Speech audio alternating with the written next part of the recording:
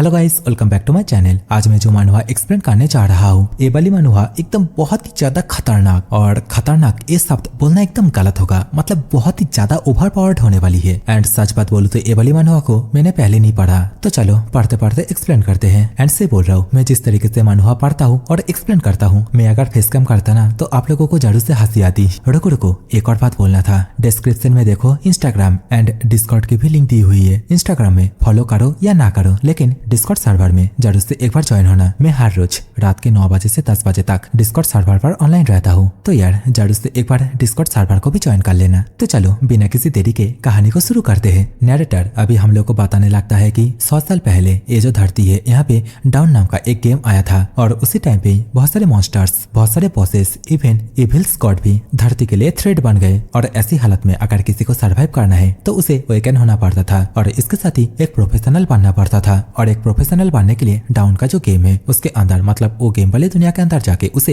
मॉन्स्टरों के साथ लड़ाई करनी होती थी, और इसके साथ ही उसे बहुत ही ज्यादा हार्ड वर्क भी करना होता था। और ये सभी चीजें उसे तब तक करना होता था जब तक कि ना वो एक बहुत ही ज्यादा पावरफुल पर्सन बन जाए। नैरेटर की इन सभी बातों के साथ ही सीन चेंज हो जाता है। अभी हम लोग को एक अवेकनिंग सेरेमनी को दिखाया जाता है, जहाँ पे टीचर अभी चिल्लाते हुए सभी से बोलने लगता है कि साउली सक्सेसफुली अवेकनिंग हो चुकी है और उसका प्रोफेशन फॉर्ज मास्टर होती है। अभी टीचर के मुंह से साउली के प्रोफेशन को सुनने के बाद पीछे की ओर जो डाल बॉय थे वे सभी हंसने लगते हैं, बोलने लगते हैं कि एक फॉर्ज मास्टर के रूप में अवेकनिंग होना सच में ये बहुत ही ज्यादा शर्मनाक है। और तो उसे अर्ली स्टेज में अपने प्रोफेशन को इम्प्रूव करने के लिए जितने भी मटेरियल खरीदना पड़ेगा वो सभी बहुत ही ज्यादा एक्सपेंसिव होंगे। टीचर अभी इन सभी को चुप होने के लिए बोलता है, और इसके साथ ही अनाउंस करता है कि अभी जो नेक्स्ट स्टूडेंट आने वाला है उसका नाम है वांग। देखते ही देखते वांग भी अवेकन हो जाता है, और उसे जो प्रोफेशन मिलता है वो होता है पैलाडिन। और इस पैलाडिन प्रोफेशन को पाने के बाद वांग भी बहुत ही ज्यादा खुश होने लगता है। पीछे से वांग के साथ ही चिल्लाते हुए बोलने लगते हैं कि जैसा कि एक्सपेक्ट किया गया था, लेकिन वांग अभी उन सभी के बातों को पूरी तरीके से इग्नोर मार देता है। वांग तो अभी यहाँ पे खड़े खड़े अपने बालों को कंघे से ठीक करने लगते हैं, लेकिन वांग को ये करते हुए देखने के बाद टीचर गुस्सा हो जाता है। चिल्लाते हुए वांग से बोलने लगता है कि जब तुम्हारा हो चुका है तो जल्दी से यहाँ से चले जाओ, दूसरों की टाइम क्यों वेस्ट कर रहे हो। वांग को यहाँ से भागाने के साथ ही अभी टीचर लिस्ट को देखते हुए बोलने लगता है कि तो अभी जो नेक्स्ट स्टूडेंट आने वाला है वो है झाओ ई, और यही लौंडा हमारी एमसी होता है, तो इसे मैं झाओ नाम से बुलाऊंगा। और यहाँ पे झाओ के नाम को सुनने के बाद और झाओ को अवेकनिंग स्पॉट पे जाते हुए देखने के बाद जितने भी लड़की है सभी लड़की ही आपस में ही फुसफुसाने लगती है। मतलब हम लोगों के झाओ लड़कियों के अंदर बहुत ही ज्यादा पॉपुलर है। अभी देखते ही देखते जैसे ही झाओ स्टोन के पास जाके स्टोन को टच करता है तो झाओ के आसपास अभी हम लोग को ब्लैक कलर के एनर्जी को दिखाया जाता है। टीचर अभी चिल्लाते हुए बोलता है कि तो झाओ को जो प्रोफेशन मिला है वो है एक थीप, मतलब झाओ यहाँ पे प्रोफेशन से एक चोर बन जाता है। एंड झाओ भी लाइक झाओ मेरा नाम, चोरी करना मेरा काम। तो अभी झाओ को ये वाली प्रोफेशन अवेकनिंग करते हुए देखने के बाद आसपास के जितने भी लोग हैं वह सभी आपस में ही बोलने लगते हैं कि एक थीप ये तो एक बहुत ही ज्यादा रेयर प्रोफेशन है, और तो झाओ के पास तो बहुत सारे स्किल भी होंगे, जैसे इनविजिबल होना, किसी भी आइटम को ले पाना, और तो एक ही सिंगल अटैक में बहुत ही ज्यादा डैमेज देना। सच में मैं झाओ से बहुत ही ज्यादा जेलस हूँ। अभी तो झाओ भी अपना जो थीप वाला प्रोफेशन है उसे देखने के बाद बहुत ही ज्यादा हैरान हो जाता है। उसके सामने एक स्टेटस विंडो को भी देखने के लिए मिलते हैं, लेकिन इस समय भीड़ों के अंदर से डाल बॉय के गैंग से एक जन बोलने लगते हैं कि इसमें कौन सी बड़ी बात है कि उसे एक रेयर प्रोफेशन मिली है, लेकिन वो इस थीप प्रोफेशन का जो वेपन है उसे तो कभी अच्छी तरीके से यूज ही नहीं कर पाएगा। तो साइड में से उसका ही एक साथी चिल्लाते हुए ये बोलने लगते हैं कि मैंने सुना है कि झाओ लंबे टाइम से अपने दोनों हाथों से ही शॉट को प्रैक्टिस करते हुए आए हैं, क्योंकि झाओ को हमेशा से एक वॉरियर बनना था, लेकिन अभी देखो उसे एक थीप प्रोफेशन मिली है। और इन सभी बातों के साथ ही अभी वे तीनों मिलके झाओ को इंसल्ट करने लगते हैं, लेकिन झाओ अभी उन तीनों के बातों पर थोड़ा सा भी ध्यान नहीं देता। झाओ तो बस अभी अपने स्टेटस विंडो को ही देखने लगता है। झाओ अभी अपने मन में ही बोलता है कि जब कोई अपने प्रोफेशन को अवेकनिंग करता है तो उसके साथ उससे एक यूनिक स्किल भी मिलती है, लेकिन झाओ के साथ यहाँ पे उल्टा होता है। झाओ को 2 स्किल मिलती है, जिनमें से एक होता है डेथ आई, और इसके माध्यम से झाओ ओपोनेंट के वीकनेस को देख सकता है, और इसका कूल डाउन 25 सेकंड है, मतलब एक बार यूज करने के बाद दोबारा से 25 सेकंड के बाद ही यूज कर सकता है। और दूसरी जो स्किल मिली है वो होता है गॉड सेंड, और ये कुछ अलग ही होता है। ये जो स्किल है इसके माध्यम से झाओ उसके ओपोनेंटों का आइटम, स्किल एंड एट्रीब्यूट चोरी कर सकते हैं। है एंड इसका भी एक लिमिटेशन है। किसी भी ओपोनेंट के ऊपर झाओ बस 2 बारी ए वाली स्किल को यूज कर पाएंगे और ए वाली जो स्किल है इसका कूलडाउन होता है 30 सेकेंड एंड इसका जो रेंज है वो होता है 2 मीटर। झाओ स्टेटस विंडो में ए वाली स्किल को देखने के बाद अपने मन में ही बोलने लगता है कि जितने भी ऑर्डिनरी थीप है वे सभी सिर्फ गोल्ड को ही चुरा सकते हैं, लेकिन ए वाली स्किल सबसे ज्यादा हटके है। अभी तो झाओ को 2 एक्टिव स्किल के साथ साथ एक पैसिव स्किल भी मिलती है जो कि होता है वेपन मास्टरी, और नाम से ही पता चल रहा है कि झाओ इस दुनिया के जितने भी वेपन है उन सभी को ही अच्छी तरीके से इस्तेमाल कर पाएंगे। और ये जो पैसिव स्किल है इसे देखने के बाद झाओ अपने मन में ही बोलने लगता है कि अगर ऐसी बात है तो मेरे हिसाब से मैं 2 हैंडेड शॉट को भी यूज कर सकता हूँ। वेपन मास्टरी अगर मैं ए वाली स्किल को साइड में करूँ तो ये जो स्किल है गॉड्स हैंड, मुझे नहीं लगता ये कोई साधारण चोर का स्किल हो सकती है। और क्या यही मेरा ट्रम्प कार्ड है? झाओ अभी खड़े खड़े अपने मन में इन सभी बातों को सोच ही रहा था। इसी समय टीचर झाओ के पास आके झाओ से बोलने लगे कि झाओ तुम उन सभी के बातों के ऊपर बिल्कुल भी ध्यान ना दो, तुम बस अपने प्रोफेशन के ऊपर ज्यादा ध्यान दो, उसे अच्छी तरीके से मास्टरी करो। टीचर की इन सभी बातों को सुनने के बाद झाओ अभी टीचर से बोलने लगा कि सेंसे आप बिल्कुल भी चिंता मत करे, मुझे नहीं पता कैसे लेकिन मैंने एक बहुत ही ज्यादा रेयर प्रोफेशन को अवेकनिंग कर ली है और ज्यादातर लोग तो ऐसे प्रोफेशन पाना चाहते हैं लेकिन उन्हें मिलते नहीं। और इन सभी बातों को बोलने के साथ ही झाओ अभी यहाँ से जाने लगता है और अपने मन में ही बोलता है कि बिगिनर ट्रायल, चलो मैं दिखाता हूँ आखिरकार इसे कैसे पास करते हैं। झाओ के पीछे पीछे अभी वे तीनों डाल बॉय भी जाने लगते हैं, झाओ को चिढ़ाने लगते हैं, लेकिन झाओ अभी रिप्ले में कुछ नहीं बोलता। वो मुस्कुराता हुए अभी सिर्फ यही बोलता है कि बस तुम लोग सही टाइम का वेट करो। सीन चेंज हो जाता है, रात हो जाती है। झाओ अभी उसके स्टेटस विंडो में उसका जो निकनेम है उसे सेट कर देता है जो कि होता है डेथ स्टार। स्टेटस विंडो में अभी नोटिफिकेशन पॉप अप होता है। झाओ को अभी एक प्रोफाइल पिक्चर क्रिएट करने के लिए बताया जाता है। झाओ अभी अपने मन में ही सोचता है कि ज्यादातर चोर अपने प्रोफाइल पिक्चर में किसी एक मार्क्स को पहने हुए होते हैं, मतलब अपने चेहरे को छिपाता है, लेकिन मैं ऐसा नहीं करूंगा, मैं अपने ओरिजिनल फेस को ही यूज करूंगा। झाओ अभी अपने मन में इन सभी बातों को सोचने के साथ ही फिलहाल के लिए ये वाली ऑप्शन को स्किप कर देता है। लेकिन अभी झाओ के पास दोबारा से एक और ऑप्शन आता है जहाँ पे झाओ को उसके लिए किसी एक वेपन को सिलेक्ट करना होगा। तो झाओ बहुत सारे वेपनों को देखने के बावजूद वो सिर्फ 2 हैंडेड शॉट मतलब एक हेवी शॉट को चूज कर लेता है। तो अभी झाओ जैसे ही अपने लिए वेपन को सिलेक्ट करता है तो उसके पास दोबारा से नोटिफिकेशन पॉप अप होता है। झाओ को बताया जाता है कि उसे बिगिनिंग ट्रायल के लिए सेट किया जा रहा है और देखते ही देखते 5 4 3 2 1 करके काउंटडाउन होने लगती है। उसके सामने दोबारा से उसकी स्टेटस विंडो ओपन होती है जहाँ पे बताया जाता है कि उसका जो बिगिनिंग ट्रायल है वो चालू हो चुका है। देखते ही देखते झाओ अभी टेलीपोर्ट होके डाउन के दुनिया के अंदर आ जाता है और झाओ के बैक साइड में एक हेवी शॉट को भी दिखाया जाता है जिसका अपीयरेंस भी एक डेमोनिक शॉट जैसा ही होता है। झाओ डाउन की दुनिया में आने के बाद खुद के कपड़े को इस तरीके से चेंज होता हुआ देखने के बाद पूरी तरीके से हैरान हो जाता है। अभी तो झाओ के ऊपर एक नोटिफिकेशन भी दिखाया जाता है जहाँ पे ये बताया जाता है कि फास्ट वेव मॉन्स्टर आ रहे हैं। देखते ही देखते झाओ के आसपास की जमीन पूरी तरीके से हिलने लगती है। झाओ के आसपास जंगलों के अंदर अभी हम लोग को बहुत सारे गॉब्लिनों को भी दिखाया जाता है। एक गॉब्लिन जो कि झाओ के ऊपर अटैक करते हुए झाओ से बोलने लगता है कि डिलीशियस ह्यूमन, मुझे तेरे फ्रेश ब्लड एंड मांस को टेस्ट करने दे। झाओ भी अभी अपने पास से अपने शॉट को बाहर की ओर निकालने लगता है। एकदम सही टाइम पे चलो मैं भी देखता हूँ कि मेरा ट्रम्प कार्ड सही से काम कर रहा है या नहीं। झाओ एंड गॉब्लिन दोनों ही आमने सामने हो जाते हैं। झाओ अपने मन में सोचता है कि मुझे गॉब्लिन को अपने करीब आने देना होगा। अभी जैसे ही गॉब्लिन बहुत ही ज्यादा नजदीक आ जाता है और झाओ के ऊपर अपने स्टिक से अटैक भी कर देता है, वैसे ही झाओ अपनी गॉड्स हैंड स्किल को एक्टिवेट कर लेता है। देखते ही देखते अभी दोबारा से झाओ के सामने उसकी स्टेटस विंडो पॉप अप होती है। दिखाया जाता है कि 1 attribute point skill non weapon great stick goblin teeth. Zhao भी पूरी तरीके से हैरान हो जाता है। बेचारा गॉब्लिन के स्टिक को अपने हाथों में पकड़ के अपने मन में ही उदास होते हुए बोलने लगता है कि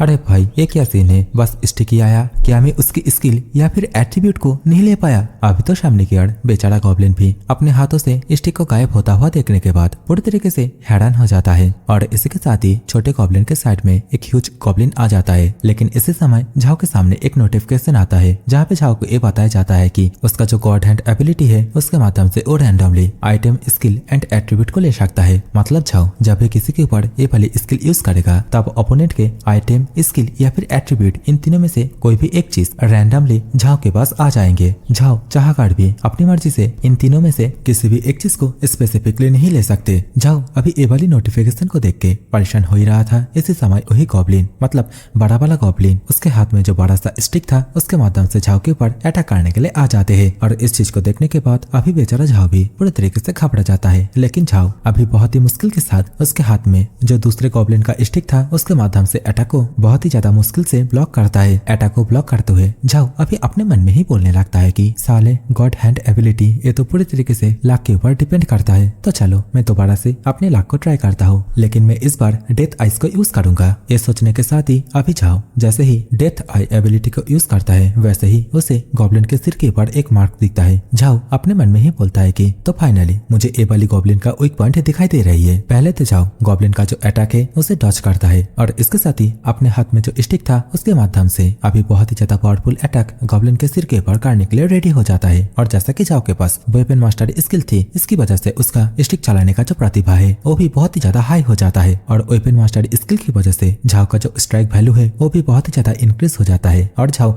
देखते ही देखते बहुत ही पावरफुल एक अटैक गॉब्लिन के सिर के ऊपर दे मारता है। गॉब्लिन के आंखों से मुंह से खून भी बाहर आ जाते हैं। अभी झाओ को इतना ज्यादा बड़ा और इन सभी से सबसे ज्यादा पावरफुल एक गॉब्लिन को इस तरीके से किल करते हुए देखने के बाद यहाँ पे बाकी जितने भी छोटे मोटे गॉब्लिन थे वे सभी भी अभी बहुत ही ज्यादा घबराने लगते हैं। झाओ अभी इन सभी से बोलने लगता है कि जैसा कि मैं गॉड हैंड स्किल को किसी एक ओपोनेंट के ऊपर सिर्फ 2 बार यूज कर सकता हूँ, तो चलो मैं तुम लोगों के ऊपर ही मेरे लक को एक बार ट्राई करके देखता हूँ। और ये बोलने के साथ ही झाओ यहाँ पे जितने भी गॉब्लिन थे उन सभी को बहुत ही ज्यादा बुरी तरीके से मारने लगते हैं। झाओ को किसी के पास से एट्रीब्यूट पॉइंट मिलता तो किसी के पास से उसका वेपन मिलता। इसी तरह ही सभी गॉब्लिनों को हराने के बाद झाओ अभी अपने स्टेटस विंडो को अच्छी तरीके से देखने लगता है और बोलने लगता है कि अच्छा आप मुझे धीरे धीरे करके समझ में आ रहा है कि मुझे किस तरीके से गॉड हैंड स्किल को यूज करना है। झाओ अभी ये बोल ही रहा था इसी समय दोबारा से उसके स्टेटस विंडो में नोटिफिकेशन आता है कि गॉब्लिनों का सेकंड वेव उसके ऑडी आ रहा है। देखते ही देखते झाओ के सामने अभी हम लोग को पिछले बार से भी ज्यादा छोटे और बड़े बहुत सारे गॉब्लिनों को आते हुए दिखाई जाते हैं। झाओ भी अभी अपने शर्ट को पकड़ के इन सभी गॉब्लिनों के साथ फाइट करने के लिए रेडी हो जाता है। झाओ अभी अटैक के लिए रेडी होता हुआ अपने मन में ही बोलता है कि तो इस बार का मामला पिछले बार से भी बहुत ही ज्यादा सीरियस है। अपने मन में ये बोलने के साथ ही अभी झाओ अपने शर्ट को पकड़ के फ्लैश की तरह बहुत ही तेजी से यहाँ पे जितने भी गॉब्लिन थे उन सभी को बहुत ही आसानी के साथ मारने लगते हैं और गॉब्लिनों को मारते हुए उसे एट्रीब्यूट पॉइंट भी मिलता। झाओ अभी अपने मन में ही दोबारा से बोलने लगता है कि इन सभी के एट्रीब्यूट को चुराना ये बहुत ही ज्यादा अनप्रेडिक्टेबल है, लेकिन एक बिगिनर होने के बावजूद मेरी जो हाई एजिलिटी है वो हाई डैमेज अटैकों के साथ कंबाइन होके मेरी बहुत ही ज्यादा मदद कर रही है इन सभी बिगिनर लेवल गॉब्लिनों को मारने के लिए। तो यहाँ पे जितने भी गॉब्लिन थे उन सभी को मार देने के बाद अभी झाओ अपने स्टेटस विंडो को देखते हुए बोलने लगता है कि यहाँ पे जितने भी गॉब्लिन थे उन सभी को मारने के बाद मेरे एट्रीब्यूट पॉइंट 16 पॉइंट तक बढ़ चुके हैं और इसके साथ ही मैं एडवांस लेवल 2 में पहुंच चुका हूँ। झाओ का ये बोलने के साथ ही झाओ के प्रोफाइल को भी दिखाया जाता है और अगर आप लोग को देखना है तो वीडियो पॉज करके देख सकते हो, लेकिन मैं स्किप कर दे रहा हूँ। झाओ अभी अपने मन में ही बोलने लगता है कि तो शायद से अभी जो नेक्स्ट स्टेप आने वाला है वो शायद से अल्टीमेट बॉस का है और ये जो अल्टीमेट बॉस है इसे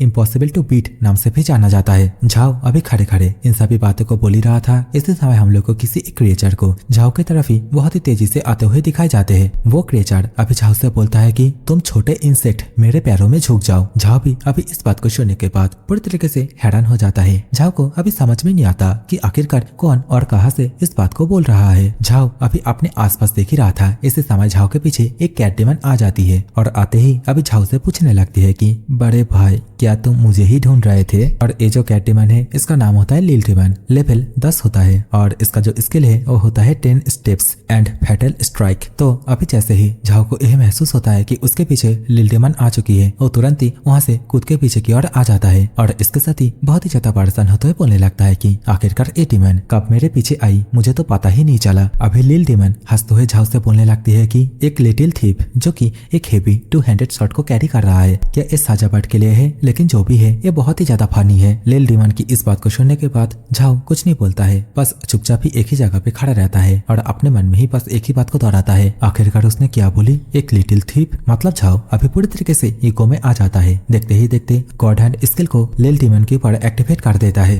देखते ही देखते लिल डेमन के पास से कोई एक चीज अभी झाओ के पास आ जाता है, लेकिन लिल डेमन टिमन को अभी इसके बारे में पता नहीं चलती। वो अभी झाओ से बोलने लगती है कि आखिरकार ये करके तुम्हें क्या मिला, मुझे तो थोड़ा सा भी खर्च नहीं आई। झाओ के पास दोबारा से उसका नोटिफिकेशन पॉपअप होता है जहाँ पे ये लिखा हुआ होता है कि झाओ लिल टिमन के ऊपर सिर्फ एक और बार गॉड हैंड स्किल को यूज कर सकता है। तो अभी हम लोग को दिखाया जाता है कि लिल टिमन के पास से झाओ जो गॉड हैंड एबिलिटी है उसे यूज करके लिल टिमन के रिंग को ले लिया होता है। झाओ बेचारा अभी परेशान होते हुए बोलने लगता है कि कभी स्टिक तो कभी रिंग, आखिरकार ये स्किल कब रिलायबल होगी। दूसरी ओर लिल टिमन जैसे ही उसको पता चलती है कि उसकी रिंग झाओ के पास आ चुकी है तो वो बहुत ही ज्यादा गुस्सा होने लगती है। झाओ के ऊपर भड़कते हुए बोलने लगती है कि आखिरकार तुम्हारी हिम्मत कैसे हुई मेरी रिंग को चुराने की, जल्दी से उसे मुझे वापस कर दो। झाओ भी बहुत ही ज्यादा घबराते हुए बोलता है कि डैम मैं पकड़ा गया। झाओ अभी दोबारा से अपना जो गॉड हैंड स्किल है उसे यूज करने के बारे में सोचता है, लेकिन वो बहुत ही ज्यादा परेशान हो जाता है जब वो देखता है कि उसकी जो स्किल है वो अभी भी कूल डाउन में है, मतलब अभी भी कुछ सेकंड बाकी है उसे दोबारा से यूज करने में। झाओ अभी बोलता है कि चलो पहले इसके पास से कुछ टाइम निकालते हैं। झाओ अभी लिल टिमन से बोलने लगता है कि तुम्हारा ये जो रिंग है ये बहुत ही ज्यादा परफेक्ट है तुम्हारे लिए और बहुत ही ज्यादा खूबसूरत भी है, तुम्हारे साथ परफेक्टली जचता भी है। झाओ की इन सभी बातों को सुनने के बाद लिल टिमन अभी पिघल जाती है, बोलने लगती है कि हाँ तुम बिल्कुल ठीक हो, क्योंकि जो नू फैमिली है वो भी यही सोचता है और यहाँ पे जो नू फैमिली है वो शायद से कोई मास्टर फैमिली होगी और यहाँ पे डिटेल्स में तो कुछ भी पता ही नहीं गया, लेकिन शायद से बाद में पता चलेगा। लिल टिमन अभी बहुत ही ज्यादा खुश हो ही रही थी। इसी समय झाओ उसे बोलने लगता है कि लेकिन मैं इस रिंग को तुम्हें क्यों वापस करूँ, क्योंकि मैं इसे अपनी खुद की एबिलिटी से चुराया हूँ। झाओ के मुंह से इस बात को सुनने के बाद लिल टिमन भी पूरी तरीके से शॉक हो जाती है। झाओ दोबारा से गॉड हैंड एबिलिटी को देखते हुए अपने मन में ही बोलने लगता है कि तो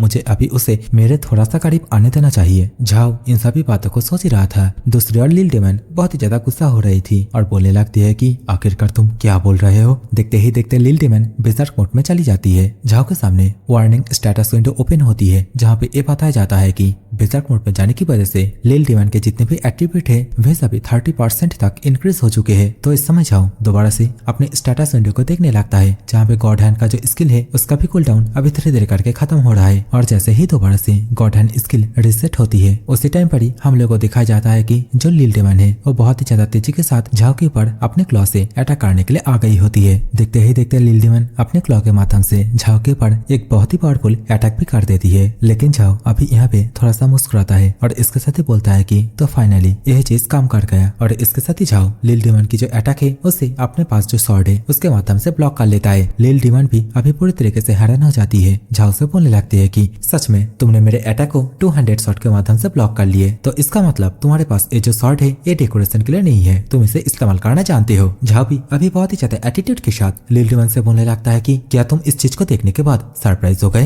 ये बोलने के साथ ही अभी झाओ अपने मन में ही बोलता है कि तो जो डिस्टेंस है वो फाइनली ठीक ठाक है, तो अब मैं गॉड हैंड स्किल को यूज कर सकता हूँ। अपने मन में ये सोचने के साथ ही अभी झाओ लिल टिमन के ऊपर गॉड हैंड स्किल को यूज कर देता है। देखते ही देखते अभी झाओ के स्टेटस विंडो में नोटिफिकेशन आता है कि चोरी सक्सेसफुल हुई है, 10 स्टेप्स 1 फैटल स्ट्राइक स्किल को सक्सेसफुली चुराया गया है। लिल टिमन भी अभी पूरी तरीके से हैरान हो जाती है। लिल टिमन अभी बोलने लगती है कि मेरे अल्टीमेट मूव आखिरकार उसका क्या हुआ और ऐसा क्यों लग रहा है कि मैं मेरे अल्टीमेट मूव को और यूज नहीं कर सकती। लिल टिमन अभी अपने मन में इन सभी बातों को सोच ही रही थी, लेकिन इसी समय झाओ बहुत ही ज्यादा स्पीड के साथ लिल टिमन के पीछे आ जाता है, वो भी लिल टिमन के ही फुट स्टेप को यूज करके, और इसके साथ ही अपनी जो डेथ आई स्किल है उसे भी एक्टिवेट कर लेता है और इसके साथ ही लिल टिमन के वीक पॉइंट को भी देख लेता है। झाओ को अभी इतना ज्यादा स्पीड के साथ अपने पीछे आते हुए देखने के बाद लिल टिमन पूरी तरीके से हैरान हो जाती है और इसके साथ ही बोलने लगती है कि आखिरकार कैसे तुम मेरे मूव को यूज कर सकते हो। लिल टिमन अभी आगे कुछ और समझ पाती उससे पहले अभी उसे अपनी आंखों से खुद की ही मौत दिखाई देती है। झाओ फैटल स्ट्राइक नाम का जो अटैक है, मतलब लिल टिमन के अटैक को लिल टिमन के ऊपर ही दे मारता है। बेचारी लिल टिमन कुछ नहीं कर पाती, बस मारते मारते यही बोलती है कि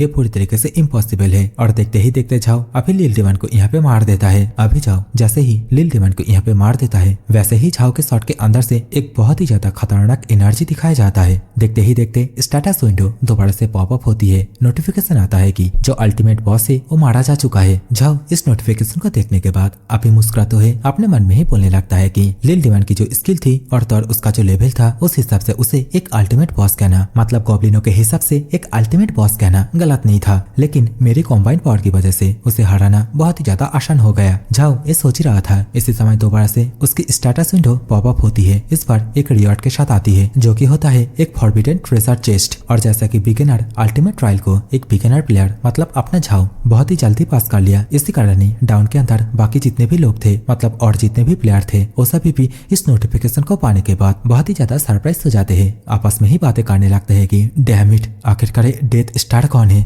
और यहाँ पे डेथ स्टार मतलब अपना झावी, और डाउन के दुनिया के अंदर उसका निकनेम डेथ स्टार होता है। अभी तो हम लोग को एक बहुत ही पुराना कैसल का सीन दिखाया जाता है। कैसल के अंदर से बहुत ही जोर जोर से हंसने की आवाज आने लगती है और इसी कैसल के अंदर अभी हम लोग को एक अजीब टाइप के पर्सन को दिखाया जाता है जिसके पास सिर्फ एक ही आंख होता है। ये पर्सन अभी हंसते हुए बोलने लगता है कि डेथ स्टार जरूर से उसके पास एक पावरफुल सोल होगी और अगर ऐसा है तो जल्दी से जाओ उसे पकड़ के लेके आओ। अगर हम लोग उसके सोल को सैक्रिफाइस करेंगे तो हम लोगों के लॉर्ड दोबारा से रिजरेक्ट हो जाएगा। वो पर्सन की ये बोलते ही सीन चेंज हो जाता है। अभी हम लोग को ब्लू स्टार फेडरेशन का सीन दिखाया जाता है जहाँ पे एक पर्सन यहाँ पे जितने भी बाकी लोग हैं उन सभी से बोलने लगता है कि डेथ स्टार सच में ये बिगिनर प्लेयर बहुत ही ज्यादा पावरफुल है और मुझे लगता है कि उसे चार्ज के लोग बहुत ही जल्दी टारगेट करेंगे, तो तुम लोग जाओ उसे ढूंढो और उसकी प्रोटेक्ट करो। तो सभी लोग ही अभी यहाँ पे हाँ में ही आंसर देता है। सीन दोबारा से चेंज हो जाता है, झाओ की ओर जाता है जहाँ पे झाओ अभी बहुत ही जोर से चीख मारता है और बोलता है कि साले अभी मुझे कौन याद कर रहा है। लेकिन झाओ अभी इन सभी बातों के बारे में परवाह न करते हुए अभी जो फॉरबिडन ट्रेजर चेस्ट है उसके और ही देखते हुए अभी बोलने लगता है कि चलो मैं इसे पहले खोल के देखता हूँ और देखता हूँ कि आखिरकार इसके अंदर है क्या।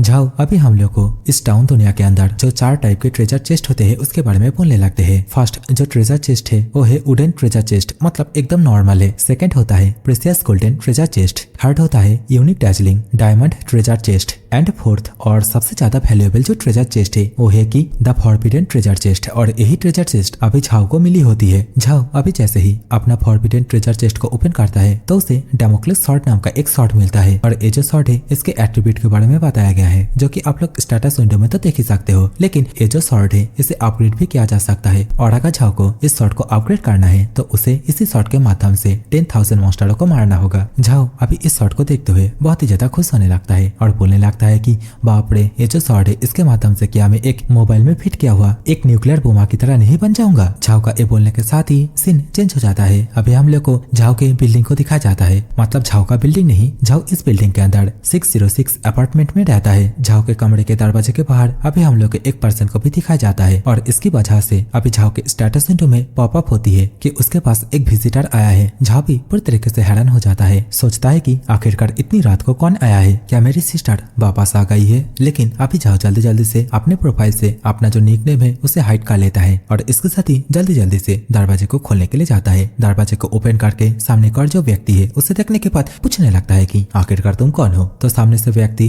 हंसते हुए अभी झाओ से बोलने लगता है कि हम लोग तुम्हारे माध्यम से हम लोगों के चर्च को प्रमोट करना चाहते हैं। हम लोगों के लॉर्ड जिसे कि एंड ऑफ द लॉर्ड भी कहा जाता है, उसके पास ऐसी पावर है जिसके माध्यम से वो इस दुनिया को दोबारा से रिबिल्ड करने में हमारी मदद करेगी। मतलब वो हर एक चीज की शुरुआत है और तुम्हारी जो रेयर प्रोफेशन की अवेकनिंग हुई है वो भी हमारे लॉर्ड के ही गाइडेंस की वजह से हुई है। तो प्लीज हम लोगों के चर्च को ज्वाइन करो। व्यक्ति की इन सभी बातों को सुनने के बाद झाओ अपने मन में ही बोलने लगता है कि क्या एंड ऑफ द लॉर्ड आखिरकार एक ऐसा लॉर्ड है और क्या कल्ट वालों को मेरे प्रोफेशन के बारे में पता चल गया है। लेकिन झाओ अभी इन सभी बातों के ऊपर ज्यादा ध्यान ना देते हुए अभी साफ साफ व्यक्ति के मुंह पे उसे माना कर देता है और इसके साथ ही अपने हाथ को पीछे की ओर करते हुए 110 पर कॉल भी काट देता है। लेकिन अभी इस चीज की भनक व्यक्ति को लग जाता है। झाओ अभी दरवाजे को बंद कर पाता उससे पहले व्यक्ति दोबारा से अपने हाथ के माध्यम से दरवाजे को बंद होने से रोक लेता है और इसके साथ ही झाओ से पूछने लगता है कि क्या तुमने अभी अभी पुलिस को कॉल किया है। झाओ जो कि अभी भी दरवाजे को बंद करने की कोशिश कर रहा होता है, वो व्यक्ति की जो पावर है उसकी वजह से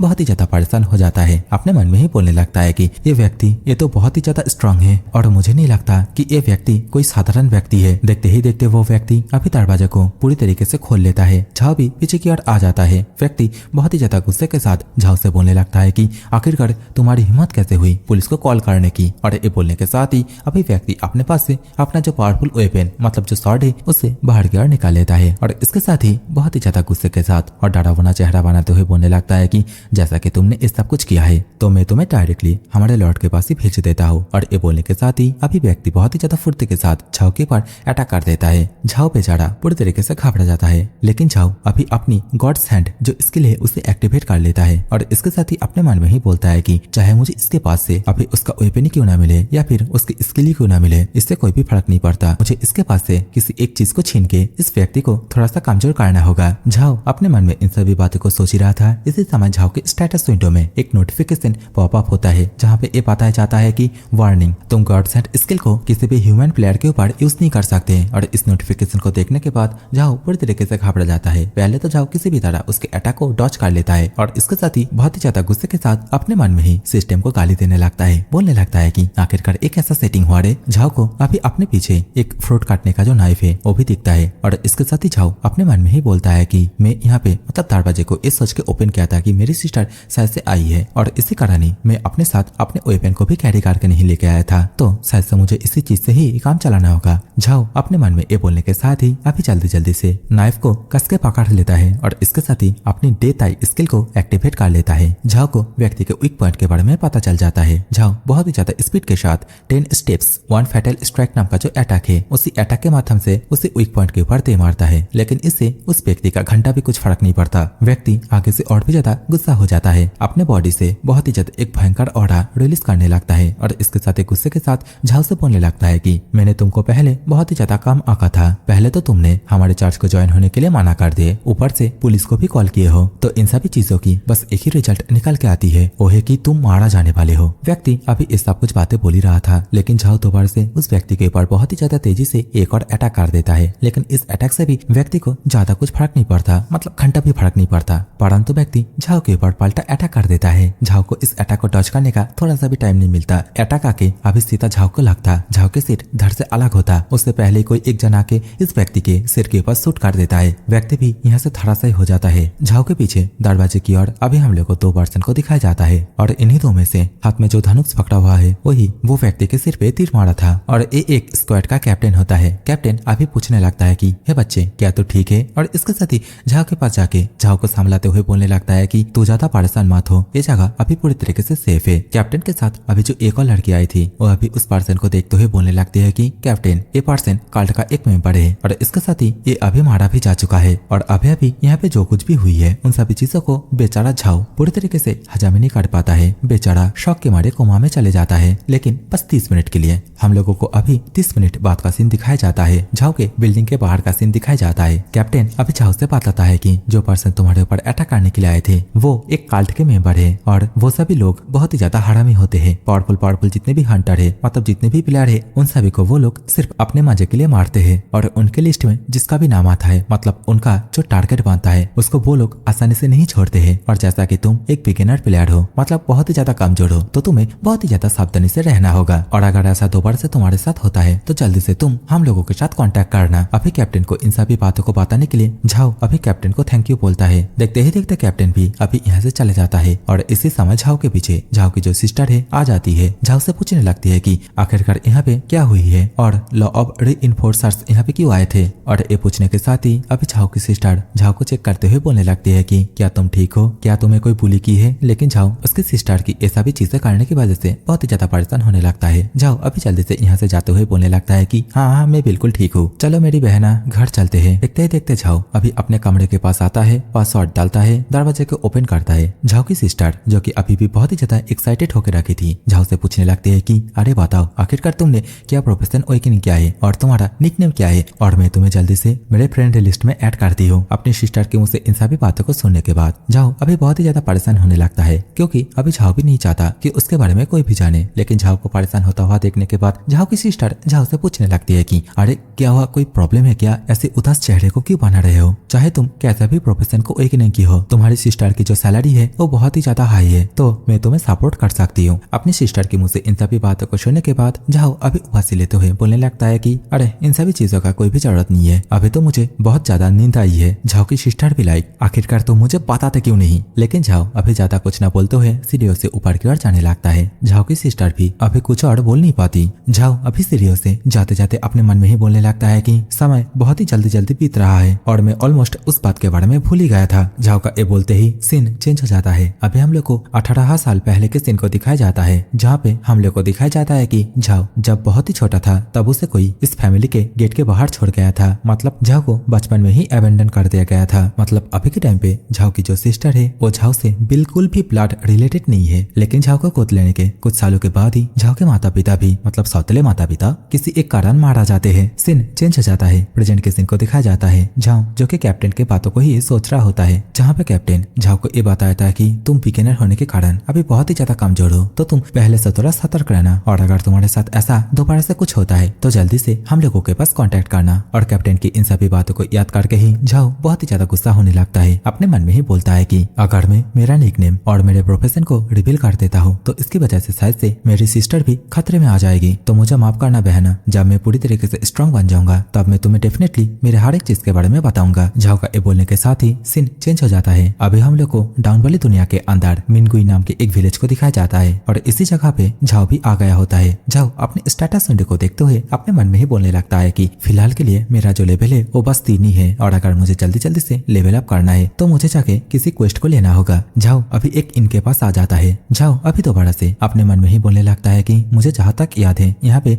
एक मेंटर रहता है, मतलब चोरों का मेंटर, तो अभी मुझे उसके पास जाके कुछ स्किलों को सीखनी चाहिए, और स्किलों को सीखने के बाद साथ से उसके पास से मुझे कोई क्वेस्ट भी मिल सकता है। जैसे ही झाओ अभी इनके अंदर घुसता है तो उसे 2 बंदे को आपस में ही झाओ के बारे में ही बातें करते हुए सुनाई देती है, जहाँ पे एक बंदा ये बोल रहा होता है कि तुम्हें पता है जो डेथ स्टार है ना वो मेरा ही बॉडी है, तो दूसरा बंदा बोलता है कि सच में डेथ स्टार मतलब वही ना जो कि फाइनल ट्रायल को सबसे पहले पास किया था। तो आगे से लौंडा बोलता है कि हाँ वही, वो और मैं दोनों ही बचपन से एकदम चांगू मांगू दोस्त थे और एक ही पैंट दोनों पहन के बड़े हुए हैं। झाओ अभी वे दोनों को इस तरीके से बातें करते हुए सुनने के बाद थोड़ा सा परेशान होता है, लेकिन थोड़ा सा मुस्कुराते हुए अपने मन में ही बोलता है कि क्या बॉडी, मुझे तो याद ही नहीं है कि मेरा कोई बॉडी भी है। देखते ही देखते झाओ अभी एक वीआईपी कमरे के अंदर जाता है, जहाँ पे सामने की ओर अभी हम लोग को एक बॉस को दिखाया जाता है, जो कि अभी अपने दोनों हाथों में दोनों को पकड़ के कुछ ज्यादा ही खुश दिख रहा था। बॉस के पास जाके झाओ अभी बोलने लगता है कि हेलो थीप मेंटर, मुझे आपके पास से स्किल को सीखनी है। झाओ की इस बात को सुनने के बाद अभी थीप मेंटर झाओ के पर थोड़ा सा भी ध्यान नहीं देता, वो अपने काम में व्यस्त होते हुए बस अपने हाथों से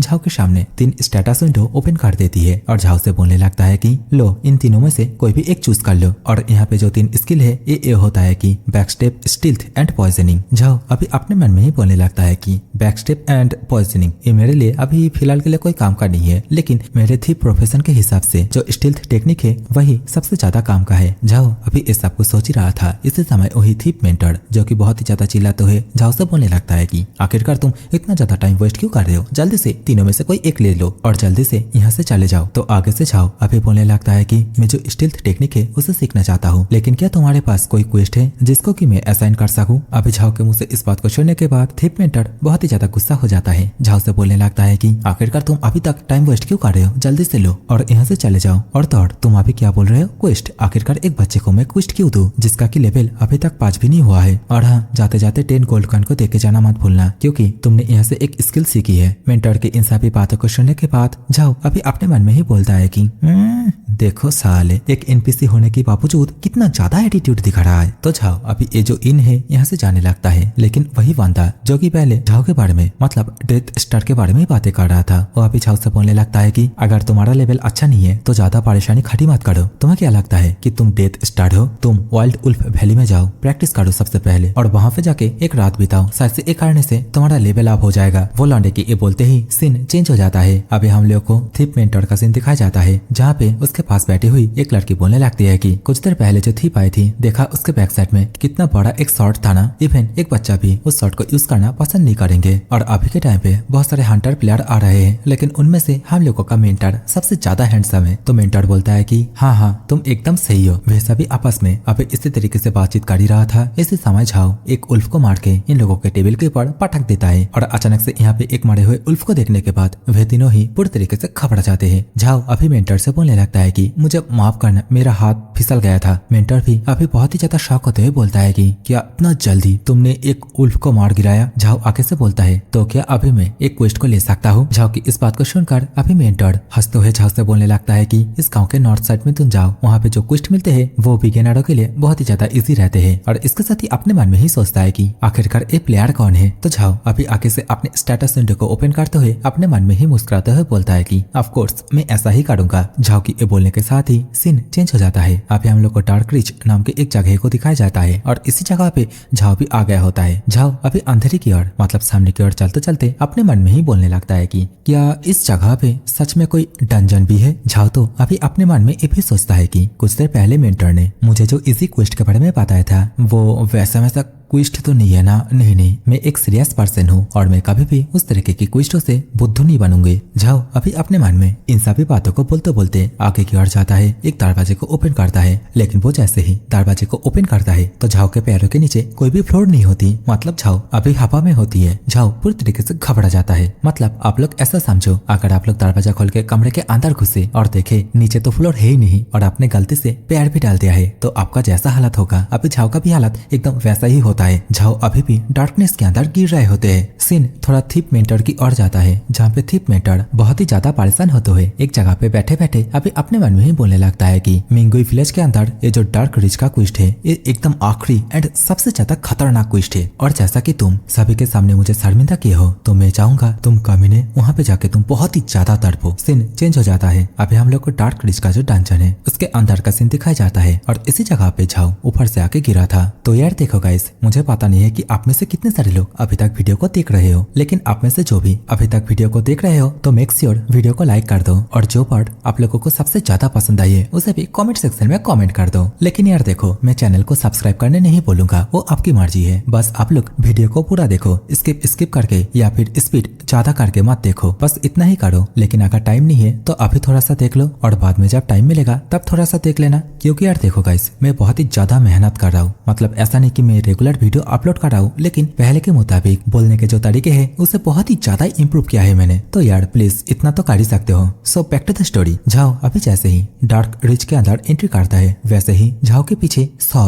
नाइट आ जाता है और यहाँ पे जितने भी नाइट है इन सभी का लेवल 8 होता है। स्ट्रेंथ बहुत ही ज्यादा और तो और सभी के सभी नाइट मैजिक को भी यूज कर सकते हैं। झाओ को इसी वक्त एक साइड क्वेस्ट मिलता है जो ये होता है कि यहाँ पे जितने भी नाइट है मतलब जो 100 नाइट है इन सभी को हराना होगा, वो भी 8 घंटे के अंदर। झाओ भी अभी देखते ही देखते इन सभी नाइटों के साथ फाइट करने के लिए रेडी हो जाता है। वो अपने पास से मतलब अपना जो इन्वेंटरी है उसके अंदर से उसको फॉरबिडन ट्रेजर चेस्ट से जो डेमोक्लेस नाम का शॉर्ट मिला था उसे भी बाहर की ओर निकाल लेता है। झाओ अभी शॉर्ट को कस के पकड़ता है, थोड़ा सा पावर इनपुट करता है और देखते ही देखते शॉर्ट को बहुत ही ज्यादा तेजी से सामने जितने भी नाइट है उन सभी के ऊपर फेंक के मारता है। शॉर्ट अभी घूमते हुए जाके जिस जगह पे जाके लगता है उस जगह पे अभी बहुत ही जोरदार एक ब्लास्ट होता है। झाओ के स्टेटस विंडो में दोबारा से नोटिफिकेशन आता है कि तुमने 100 में से 10 नाइटों को मार दिया है। अभी इस नोटिफिकेशन को देखने के बाद झाओ भी बहुत ही ज्यादा खुश हो जाता है। अपने मन में ही बोलने लगता है कि सच में इस वेपन का जो पावर है बहुत ही ज्यादा हाई है और ये एक फॉरबिडन वेपन है, इसमें भी कोई संदेह नहीं है। अपने मन में इस सोचने के साथ ही झाओ बोलता है रिटर्न। तो तुरंत ही शॉर्ट अभी झाओ के हाथ में आ जाता है। झाओ अभी शॉर्ट को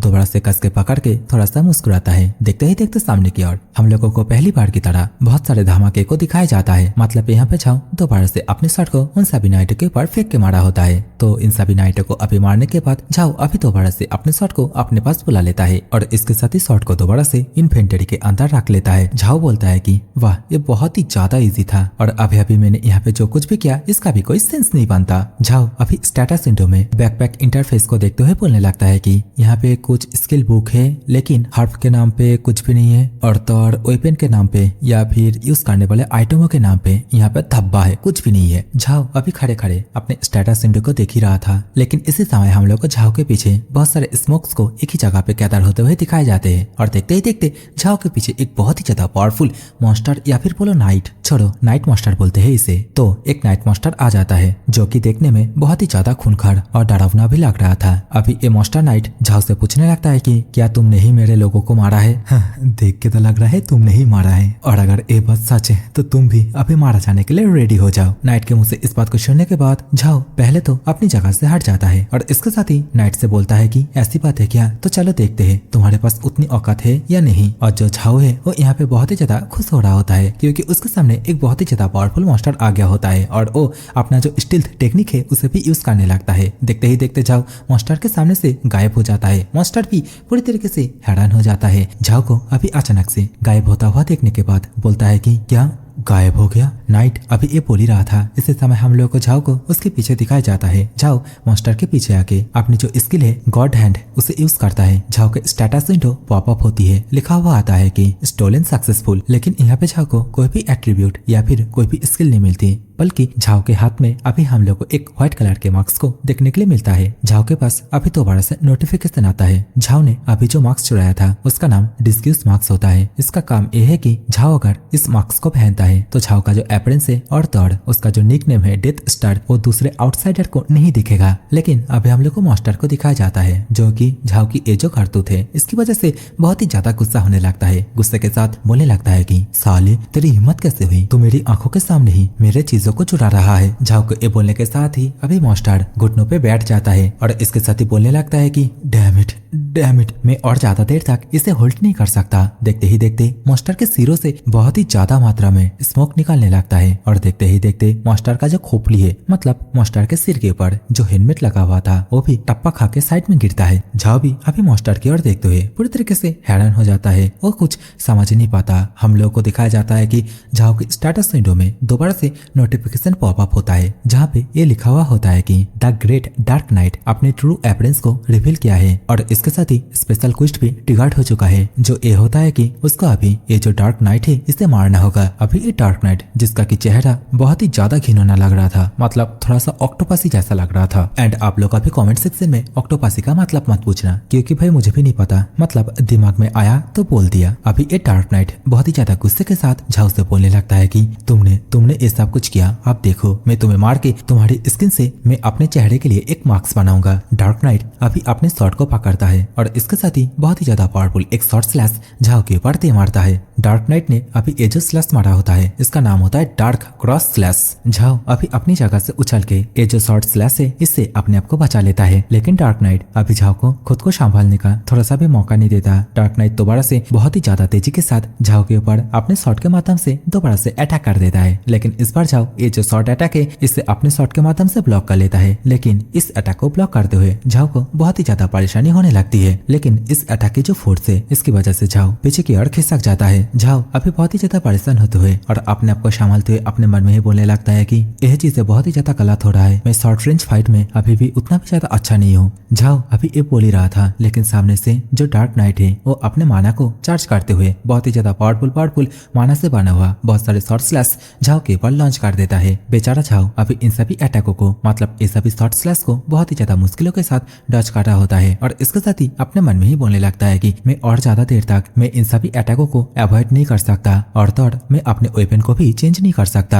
झाओ बहुत ही ज्यादा परेशान होते हुए अपने मन में इन सभी बातों को सभी अटैकों को बहुत ही ज्यादा मुश्किलों के साथ डॉज करते हुए सोच ही रहा था। लेकिन इसी समय एक शॉर्ट स्लैश झाओ के पेट पर जाके लग जाता है। झाओ बेचारा अभी अपने मुंह से खून को साफ करते हुए अपने आप को ही बोलता है कि मुझे मेरे लाख को दोबारा से ट्राई करना होगा, मुझे दोबारा से मेरी जो गॉड हैंड स्किल है उसे यूज करना होगा। झाओ अभी मॉन्स्टर के करीब जाने के लिए या फिर मॉन्स्टर को उसके करीब आने देने के लिए अभी मॉन्स्टर को उल्टी सीधी बातें बोल के उसे उकसाने लगता है। एंड हाँ, झाओ की ये सभी बातें अभी काम भी कर जाता है। मॉन्स्टर झाओ के प्रति पहले से और भी ज्यादा गुस्सा होने लगता है। डार्क नाइट अभी अपने शॉट को दोबारा से ऊपर की ओर उठा लेता है। अपने बॉडी से बहुत ही ज्यादा अमाउंट में रेड कलर की एनर्जी रिलीज करते हुए अभी झाओ से बोलने लगता है कि तुम कमीने छोटे छोटे, मुझे लगता है कि तुम्हारा मन अपनी जिंदगी से भर चुका है। तो इस समय झाओ भी आगे से गॉड हैंड स्किल को एक्टिवेट कर लेता है और देखते ही देखते अभी जैसे ही डार्क नाइट झाओ के करीब आता है झाओ डार्क नाइट के ऊपर अपने स्किल को एक्टिवेट कर देता है और डार्क नाइट का जो शॉट था वो अभी झाओ के हाथों में आ जाता है। देखते ही देखते अभी झाओ के पास स्टेटस विंडो दोबारा से पॉपअप होती है। नोटिफिकेशन आता है कि झाओ के हाथ में अभी ये जो शॉट है ये एक परफेक्ट लेवल का ग्रेट शॉट है और इसका अटैक +388 है, स्ट्रेंथ +23 और कॉन्स्टिट्यूशन +12 होते हैं। शॉट को अभी अपने हाथ में पकड़ने के साथ ही झाओ बिना किसी टाइम वेस्ट के अपनी डेथ आई स्किल को एक्टिवेट कर लेता है और देखते ही देखते मॉन्स्टर का जो वीक पॉइंट है उसे भी एनालिसिस कर लेता है और मॉन्स्टर भी अभी झाओ से बोलने लगता है कि तुम मेरे वेपन को लेके मुझे बिल्कुल भी मार नहीं सकते। झाओ भी आगे से बोलता है कि ऐसी बात है क्या, तो चलो मैं भी देखता हूँ। और ये बोलने के साथ ही अभी झाओ बहुत ही ज्यादा फुर्ती के साथ डार्क नाइट के आर पार हो जाता है। डार्क नाइट के बॉडी के बहुत सारे जगहों पे हम लोग को काट दिखाया जाता है। डार्क नाइट बहुत ही ज्यादा परेशान होते हुए चिल्लाते हुए बोलता है कि ना, ये पूरी तरीके से इम्पॉसिबल है। लेकिन अभी झाओ के ये वाले अटैक के कारण हम लोग को दिखाया जाता है कि झाओ के स्टेटस विंडो में वार्निंग शो होता है। बताया जाता है कि डार्क नाइट अपने वायलेंट मोड में एंटर हो रहा है और इस नोटिफिकेशन के साथ ही अभी हम लोग को डार्क नाइट को भी दिखाया जाता है। डार्क नाइट के सिर से अभी और भी ज्यादा टेंटिकल बाहर की ओर निकालने लगते हैं और देखते ही देखते अभी डार्क नाइट पूरी तरीके से एक ऑक्टोपस जैसा दिखने वाला मॉन्स्टर बन जाता है। डार्क नाइट अभी हंसते हुए बोलने लगता है कि तुमने जो कुछ भी किया है उन सभी चीजों के लिए अभी पे करोगे, तो आगे से जाओ। अभी उंगली करते हुए डार्क नाइट से बोलने लगता है कि क्या पे करूंगा मैं तुम्हें, और वैसे भी तुम्हारा ये जो आखिरी चेहरा है इसे देखने के बाद मुझे उल्टी आ रही है, मेरे पेट में दर्द भी हो रहा है। झाओ की जो एटीट्यूड है वो देखने के बाद डार्क नाइट अभी अपने साइड में देखता है जहाँ पे हम लोग को झाओ के फॉरबिडन वेपन को दिखाया जाता है। झाओ अभी अपने उंगलियों से इशारा करते हुए फॉरबिडन वेपन को एक्टिवेट कर लेता है और देखते ही देखते वेपन बहुत ही तेजी से एक चक्के की तरह घूमते हुए एकदम सीधा जो डार्क नाइट है उसके ऊपर लॉन्च हो जाता है और इसकी वजह से अभी तो यहाँ पे बहुत ही जोरदार एक धमाका भी होता है। झाओ को अभी दोबारा से नोटिफिकेशन मिलता है वर्ल्ड बॉस को मारने के लिए कांग्रेचुलेशन, और एक सिस्टम अनाउंसमेंट बहुत ही जल्दी रिलीज होगी। और क्या आप चाहते हैं आपका ये जो अनाउंसमेंट है वो बिना पहचान के रिलीज हो? एंड झाओ अभी मुस्कुराते हुए यस पर ही क्लिक करता है तो वैसा ही होता है। सिस्टम में दिखाया जाता है कि झाओ के नाम की जगह पे ये लिखा हुआ आता है कि एक मिस्ट्रेस प्लेयर जिसने की डार्क बॉस को हराया। डार्क नाइट बॉस को हराने के कारण अभी झाओ को एक गोल्डन ट्रेजर चेस्ट मिलता है। झाओ अभी जैसे ही ट्रेजर चेस्ट को ओपन करके उसके अंदर का रिवार्ड देखता है तो झाओ पूरी तरीके से हैरान हो जाता है। झाओ के सामने अभी तो बड़ा से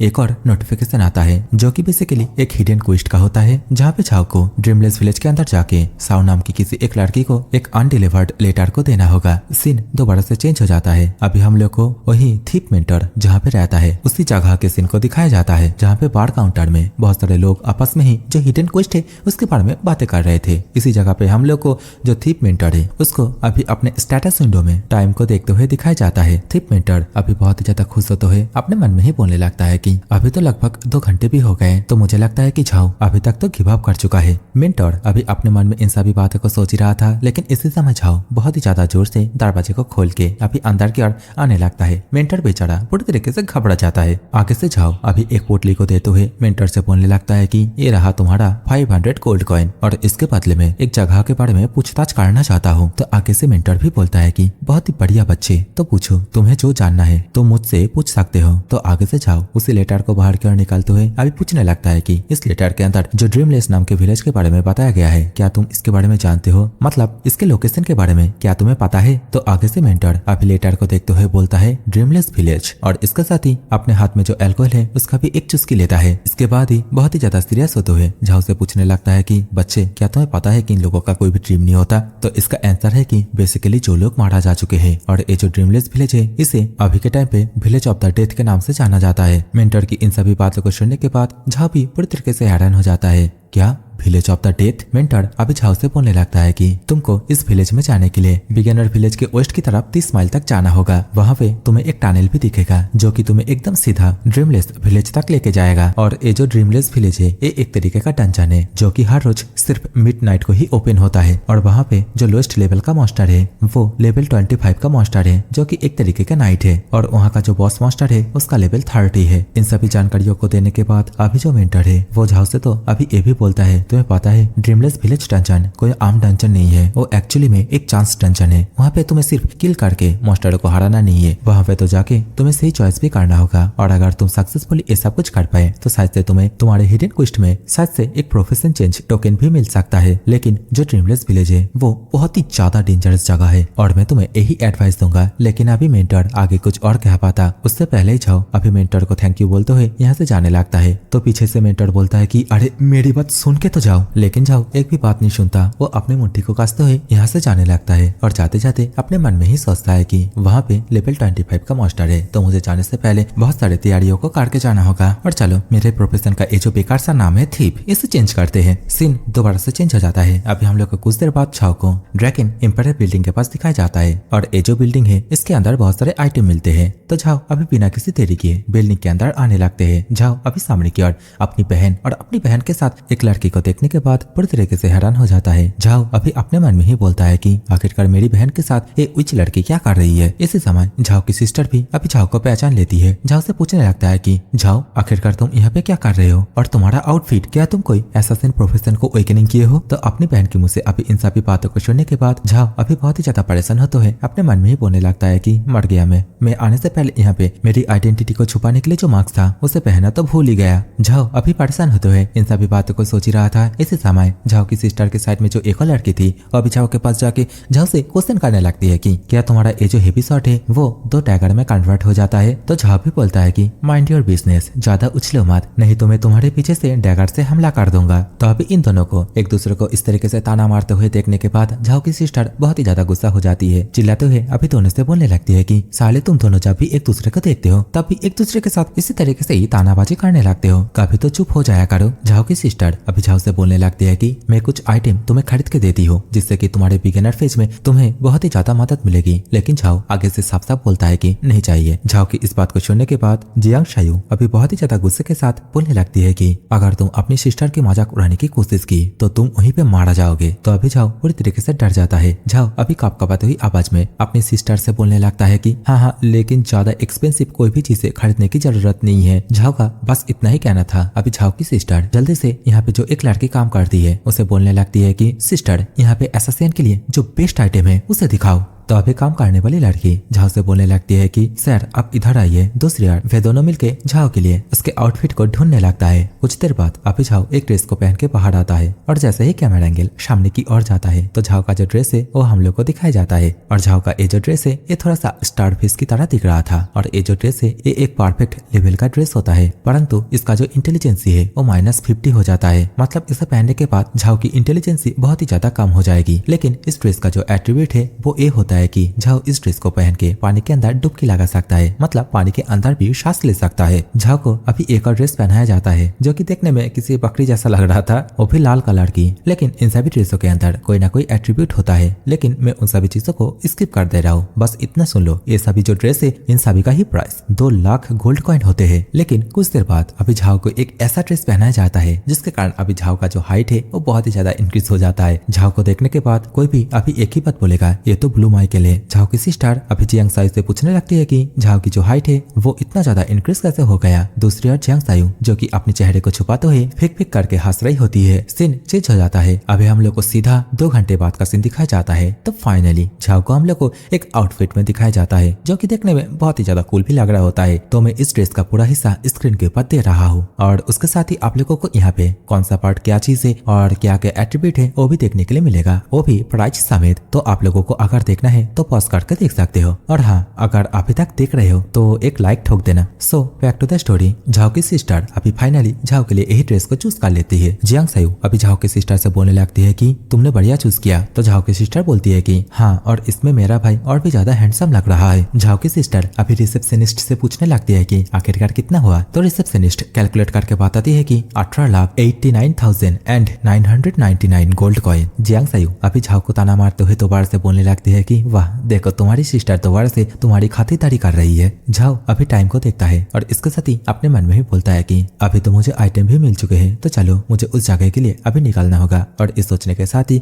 अभी अपनी सिस्टर से टाटा बाय बाय करते हुए यहाँ से जाने लगता है। झाओ की सिस्टर भी पीछे से बोलती है कि ज्यादा लेट मत करना। सीन चेंज हो जाता है, रात हो जाती है। अभी हम लोग को ड्रीमलेस विलेज एंट्रेंस के लिए जो टनल है उसी का ही सीन दिखाया जाता है। देखते ही देखते झाओ अभी इसी टनल के माध्यम से ड्रीमलेस विलेज का जो एंट्रेंस है वहाँ पे आ जाता है और इसके साथ ही सामने की ओर का जो नजारा है उसे देखते हुए बोलने लगता है कि तो यही है ड्रीमलेस विलेज। झाओ को अभी नीचे की ओर 3-4 बच्चे को एक साथ खेलते हुए दिखाई देते हैं। तो झाओ अभी बोलने लगता है कि क्या ये विलेज लाइव प्लेस नहीं था, तो आखिरकार बच्चे कैसे खेल रहे हैं। देखते ही देखते अभी झाओ के स्टेटस विंडो में ये जो विलेज है इसके बारे में बहुत सारे जानकारी आने लगते हैं। तो झाओ अभी बिना किसी देरी करे एकदम सीधा सीढ़ियों से नीचे की ओर आने लगता है। झाओ अभी एक बैरियर को क्रॉस करके विलेज के अंदर घुस जाता है और इसके साथ ही अपने सामने बच्चों को इतनी रात को खेलते हुए देखने के बाद झाओ अपने मन में ही बोलने लगता है कि यहाँ पे तो लेवल 25 to 30 लेवल के मॉन्स्टर है, तो ये बच्चे आखिरकार ये बच्चे कहाँ से आए। झाओ अभी अपने मन में इन सभी बातों को सोच ही रहा था। इसी समय झाओ सामने की ओर देखता है कि एक बच्चा खेलते खेलते अभी नीचे की ओर गिर जाता है। झाओ भी परेशान होते हुए जल्दी से बच्चे के पास जाता है, बच्चे से पूछने लगता है कि हे क्या तुम ठीक हो। तो बच्चा आगे से बोलता है कि हाँ मैं ठीक हूँ। तो झाओ अभी जैसे ही बच्चे को उठाता है तो बच्चे को दिखाया जाता है जो कि पूरी तरीके से एक स्केलेटन होता है। बच्चा अभी झाओ को उसकी मदद करने के लिए बोलता है कि थैंक यू बड़े भाई। देखते ही देखते अब इस गांव में जो कुछ भी सीन हुआ था वो सभी अभी झाओ के सामने दोबारा से रिपीट होने लगते हैं। मतलब झाओ की आंखों में वो सभी भी सीन आने लगती है और अभी का जो सिचुएशन है ये सभी देख के बस एक ही बात याद आ रहा है। सोनी टीवी या सोनी कुछ में तो होता था, अरे जहाँ पे संडे को हर रात आहट नाम के भूतों के एपिसोड आते थे ना, जहाँ पे ऐसा ही सीन दिखाते थे कि किसी एक गांव के सभी लोग पहले ही मारा जा चुके हैं और जब उसी गांव में टूरिस्ट के लिए मतलब घूमने के लिए कोई शहरों से लोग जाता था तो रात में उन लोगों के ऊपर छापाट्टा मारते थे। बस यहाँ का सीन एकदम वैसा ही है, लेकिन इसे डंजन कहा गया है। तो बैक टू द स्टोरी। अभी झाओ के स्टेटस विंडो में दोबारा से एक क्वेस्ट आता है जहाँ पे बताया जाता है कि जो नाइट गोस्ट है उसे मारो और जो रियल ड्रीमलेस लैंड है वहां पे जाओ। तो झाओ अभी बहुत ही ज्यादा गुस्से के साथ अपने पास से अपना जो रेड शॉट है उसे बाहर कर निकालने लगता है और गाली देते हुए बोलने लगता है कि साले तुम सभी अपने आप को नाइट कहलाते हो और तुम लोग किसी आम लोगों को इस तरीके से मारते हो। झाओ की इस बात को सुनने के बाद वे सभी नाइट अभी रुक जाता है। देखते ही देखते झाओ के अड़ घोड़ के देखता है वे सभी के चेहरे अभी पूरी तरीके से स्केलेटन में कन्वर्ट हो जाते हैं। देखते ही देखते झाओ के स्टेटस विंडो में दोबारा से नोटिफिकेशन पॉपअप होती है। बताया जाता है कि ये सभी नाइट गोस्ट है, लेवल 25 है, लाइफ 4000, मैजिक 2000, स्किल 2 ही है, चार्ज एंड जाम स्लैश। और इसके साथ ही ये भी बताया जाता है कि कभी कभी वे सभी नाइट चोर की तरह बिहेवियर भी करते हैं। देखते ही देखते वे सभी स्केलेटन गोस्ट नाइट अभी बहुत ही ज्यादा तेजी के साथ झाओ के ऊपर अटैक करने के लिए आने लगते हैं। लेकिन झाओ जो कि आगे से अपना जो स्टील्थ टेक्निक है उसे यूज करता है और देखते ही देखते इन सभी नाइटों के सामने से पूरी तरीके से वैनिश हो जाता है। एक गोस्ट नाइट जो कि झाओ के परछाई के ऊपर अटैक करने की कोशिश करता है, लेकिन झाओ एक ही झटके में उसके सिर को बीच में से ही 2 हिस्सों में काट देता है और देखते ही देखते झाओ अभी उस नाइट के पीछे आ जाता है। तो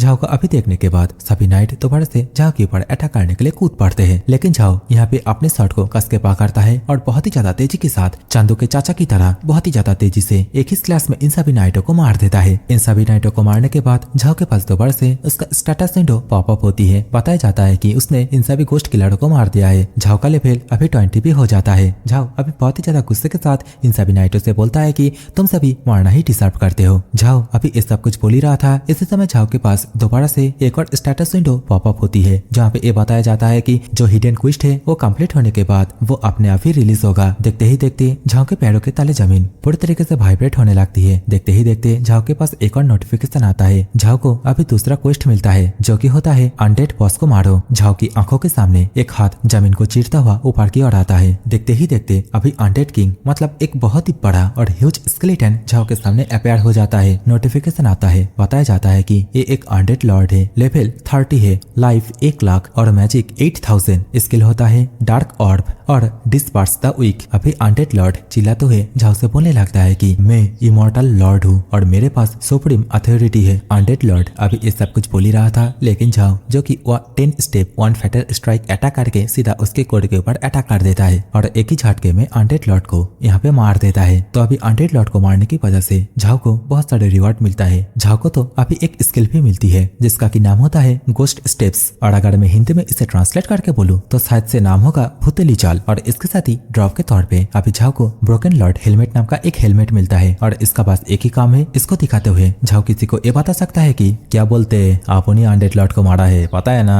सो अभी इन सभी चीजों को कलेक्ट करने के बाद झाओ अभी गाँव के थोड़ा सा सामने की ओर जाने लगता है। देखते ही देखते वो एक ऐसी जगह पे आ जाता है जहाँ पे सामने की ओर बहुत सारे लोगों के समाधि होते हैं। इसी जगह पे हम लोग को एक बच्ची को भी दिखाई जाती है, नाम होती है साहुई एंड इसको ही हिडन जो क्वेस्ट था उसके मुताबिक लेटर को देना होगा। तो अभी हम लोग को शाओ को उसके माता पिता के ग्रेव के सामने बैठे बैठे रोते हुए दिखाई जाती है। झाओ अभी उसके पास आके साउ से पूछने लगता है कि लिटिल सिस्टर क्या तुम ठीक हो और क्या तुम्हारा नाम ही शाओ है। तो अभी साउ पीछे की ओर घूमते हुए झाओ से बोलने लगती है कि हाँ बड़े भाई मेरा नाम ही शाओ है। तो आगे से झाओ अभी साउ से बोलने लगता है कि तुम्हें परेशान करने के लिए मुझे माफ करना, लेकिन मैं तुम्हें वो चीज देने के लिए आया हूँ। लेकिन झाओ अभी साउ को वो लेटर दे पाता उससे पहले झाओ के बैक साइड में जो लाल कलर की डिमांड नाइट का शॉर्ट है उसे देखने के बाद साउ पूरी तरीके से हैरान हो जाती है। झाओ को अभी उन्हीं लोगों में से एक जन सोचने लगती है। झाओ को अभी दोबारा से नोटिफिकेशन मिलता है कि तुम शाओ यू को बहुत ही ज्यादा गुस्सा दिलाए हो और इसके साथ ही यहाँ पे हम लोग का सायो का लेवल, स्किल या फिर रैंक जो भी है उन सभी के बारे में कुछ भी पता नहीं चलता। उन सभी चीजों पर बस क्वेश्चन मार्क दिखाया जाता है। शाओ यू अभी दौड़ के झाओ से दूर जाने लगती है। झाओ पीछे से चिल्लाते हुए शाओ यू से बोलने लगता है कि अरे रुको, और मैं कोई बैड पर्सन नहीं हूँ, तुम मुझे गलत समझ रही हो। शाओ के पास दोबारा से नोटिफिकेशन आता है कि झाओ यू का जो फेवरेबल इंप्रेशन है वो उसके प्रति 0 हो चुका है। शाओ यू अभी झाओ से थोड़ी दूरी पे आके अपनी बॉडी के अंदर से बहुत ही ज्यादा एनॉर्मस सारा रिलीज करने लगती है और देखते ही देखते अपने मैजिक पावर के माध्यम से इस ग्रेप के अंदर, मतलब इस जगह पे जितने भी ग्रेप्स थे उन सभी के अंदर से जितने भी विलेजर्स थे उन सभी को एक अनडेड की तरह, मतलब ज़ॉम्बियों की तरह सामन कर लेता है। शाओ यू अभी चिल्लाते हुए यहाँ पे जितने भी ज़ॉम्बी टाइप है उन सभी से बोलते हैं कि ये जो पर्सन है ये एक बैड पर्सन है, मैं दोबारा से अपने गाँव वालों को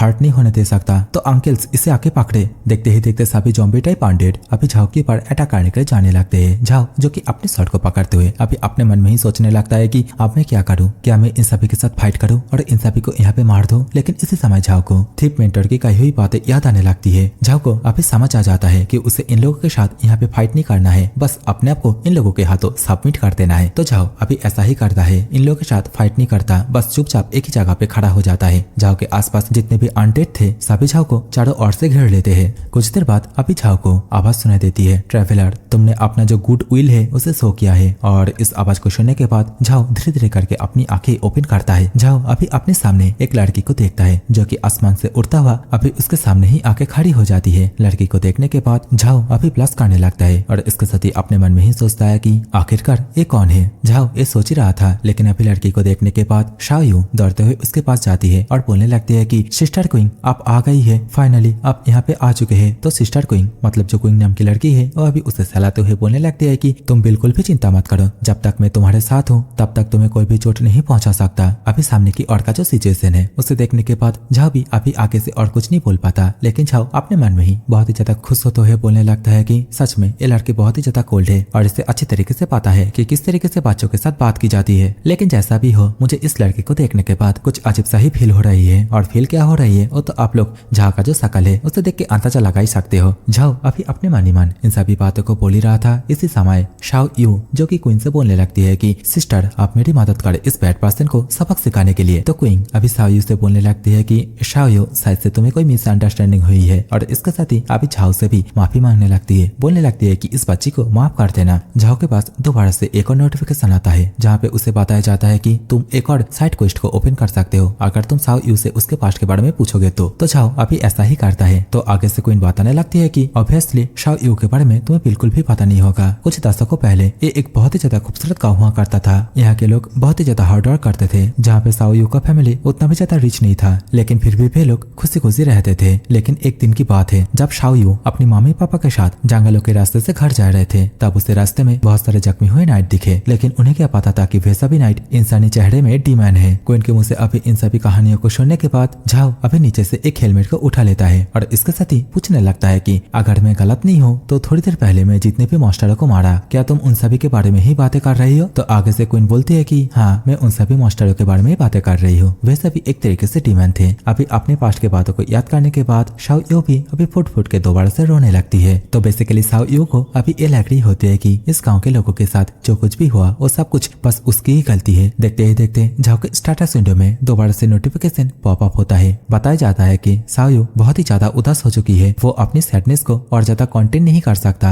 शाओ यू की बॉडी के आसपास हम लोग को बहुत ही ज्यादा ऑरा दिखाया जाता है। क्वीन अभी झाओ से बोलने लगती है कि बहुत ही ज्यादा बुरा हुआ, शाओ यू बिजर्क मोड में जा रही है। शाओ यू की बॉडी के आसपास हम लोगों को टॉर्नेडो जैसा ऑरा मतलब एक स्टॉर्म को दिखाया जाता है। क्वीन अभी झाओ से बताती है कि जल्दी से यहाँ से निकल जाओ, क्योंकि अगर तुम इसके चपेट में आ गए तो तुम अपनी जिंदगी भर इसी विलेज के अंदर एक अनडेड की तरह रहोगे। और ये बोलने के साथ ही अभी क्वीन खुद शाओ यू को रोकने के लिए जाने लगती है, लेकिन इस समय झाओ क्वीन के हाथ को पकड़ लेता है और इसके साथ ही क्वीन से ये पूछने लगता है कि क्या तुम मेरे साथ इस जगह से नहीं जाने वाली हो? तो क्वीन झाओ से बोलने लगती है कि नहीं, मैं इस बच्ची को यहाँ पे छोड़ के नहीं जा सकती, मैं शाओ यू को किसी भी तरह सेव करूंगी। क्वीन की इन सभी बातों को सुनने के बाद झाओ अभी क्वीन को पीछे की ओर कर देता है और बोलता है कि तुम यहीं पे रुको, मैं उसे बचा के लेके आता हूँ। देखते ही देखते झाओ अभी स्टॉर्म के अंदर जाने लगता है। झाओ को ये करता हुआ देखने के बाद क्वीन भी अभी झाओ के प्रति बहुत ही ज्यादा इंप्रेस होने लगती है। झाओ अभी बहुत ही मुश्किल से शाओ यू के पास जाता है और इसके साथ ही अपने पास से वही लेटर को बाहर की ओर निकाल के शाओ यू को दिखाने लगता है। शाओ यू भी इस लेटर को देखने के बाद थोड़ा सा शांत हो जाती है और इसके साथ ही लेटर को खोल के पढ़ने लगती है। लेटर को पढ़ने के बाद साथ से साओ यू की कोई अधूरा मकसद पूरा हो जाती है। पता नहीं सीन क्या है, लेकिन साओ यू की जो बॉडी है वो धीरे धीरे करके वैनिश होने लगती है और जाते जाते झाओ को थैंक यू भी बोल के जाती है। साओ यू को अभी यहाँ से वैनिश होता हुआ देखने के बाद पीछे की ओर क्वीन को भी दिखाई जाती है, जिसकी आंखों से आंसू आने लगती है। वो अभी साओ को अपने मानी मान थैंक यू बोलती है। सीन चेंज हो जाता है, सुबह हो जाती है। अभी हम लोग को झाओ एंड क्वीन को एक अलग ही जगह पे दिखाए जाते हैं। क्वीन अभी अपने पास से एक मेडल को बाहर की ओर निकालती है और इसके साथ ही झाओ से बोलने लगती है कि तुम्हारी हेल्प के लिए एज ए थैंक इसे लो। तो अभी झाओ के स्टेटस विंडो में मेडल के हर एक इन्फॉर्मेशन को दिखाए जाते हैं, जो कि ये होता है कि ये जो मेडल है इसका नाम है रिवर्स मेडल और झाओ इस मेडल को एक बार यूज करने के बाद एक स्पेशल प्रोफेशन को अवेकनिंग कर पाएगा और ये मेडल बस वही लोग यूज कर सकते हैं जिन लोग का प्रोफेशन या तो थीफ है या फिर नेक्रोमेंसर है। और इस मेडल को यूज करने के लिए जो लेवल रिक्वायर्ड होता है वो है 20। तो आगे से झाओ अभी क्वीन से पूछने लगता है कि क्या सच में तुम इतना ज्यादा एक प्रीशियस चीज को मुझे देना चाहती हो। क्वीन पूछती है कि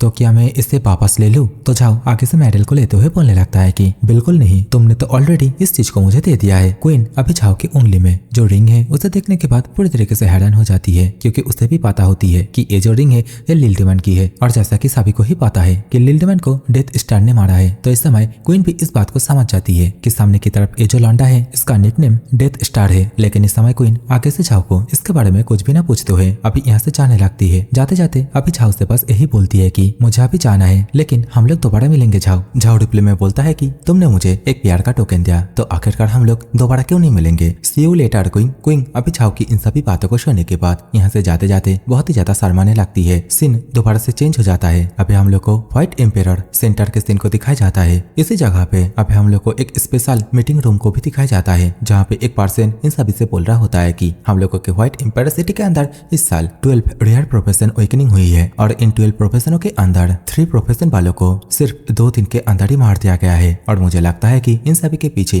डेथ स्टार का ही हाथ है और डेथ स्टार ने ही उन तीनों को मारा है। तो इन सभी बातों को सुनने के बाद अभी व्हाइट एम्पायर सिटी का लॉर्ड नाम होता है बाइजिंग अभी बोलने लगता है कि ये पूरी तरीके से बकवास है। डेथ स्टार बहुत ही ज्यादा आसानी के साथ लेवल 10 के मास्टर को कुछ ही पालों में मार सकता है, तो आखिरकार वो इतना ज्यादा फालतू के काम क्यों करेगा। लोली जो प्लेयर है उन सभी को क्यों मारेगा। मुझे नहीं लगता ऐसा कुछ सीन है। और ये बोलने के साथ ही बाइजिंग अभी जो पर्सन डेथ स्टार के ऊपर इल्जाम लगा रहा था उससे बोलता है कि अगर तुम नेक्स्ट टाइम से किसी भी ह्यूमन प्राइड के ऊपर इस तरीके से झूठा इल्जाम लगाने की कोशिश करोगे तो मैं तुम्हें तुरंत ही डार्क प्रिजन में डाल दूंगा। तो अभी हम लोग को दिखाया जाता है कि जो सिटी लॉर्ड है वो इन सभी बातों को जिसको बोल रहा था वो और कोई नहीं, वो होता है head of the Zhao family, नाम होता है झाओ जून। झाओ जून अभी बहुत ही ज्यादा परेशान होते हुए सिटी लॉर्ड से बोलने लगता है कि मुझे पता है कि सिटी लॉर्ड भाई जितने भी टैलेंटेड पर्सन है उन सभी को बहुत ही ज्यादा पसंद करते हैं, लेकिन क्या होगा अगर डेथ स्टार एक नैरो माइंडेड विलेन निकले तो इस समय वे लोग को इस तरीके से एक दूसरे के साथ बहस करते हुए देखने के बाद डेप्यूटी सिटी लॉर्ड नाम होता है सू हेंग अभी बोलने लगता है कि जितने भी प्लेयर मारा जा चुके हैं उन सभी के इन्वेस्टिगेशन के लिए मैं पहले ही बहुत सारे लोगों को भेज दिया है, तो जल्दी ही हम लोगों को इसका जो कारण है वो पता चल जाएगा। वे सभी अभी इस तरीके से एक साथ बातें कर ही रहा था। इसी समय यहाँ पे एक सोल्जर आ जाता है। सोल्जर बोलने लगता है कि सिटी लॉर्ड के लिए एक रिपोर्ट आया है। 3 घंटे पहले हम लोग एक बार में सर्च कर रहे थे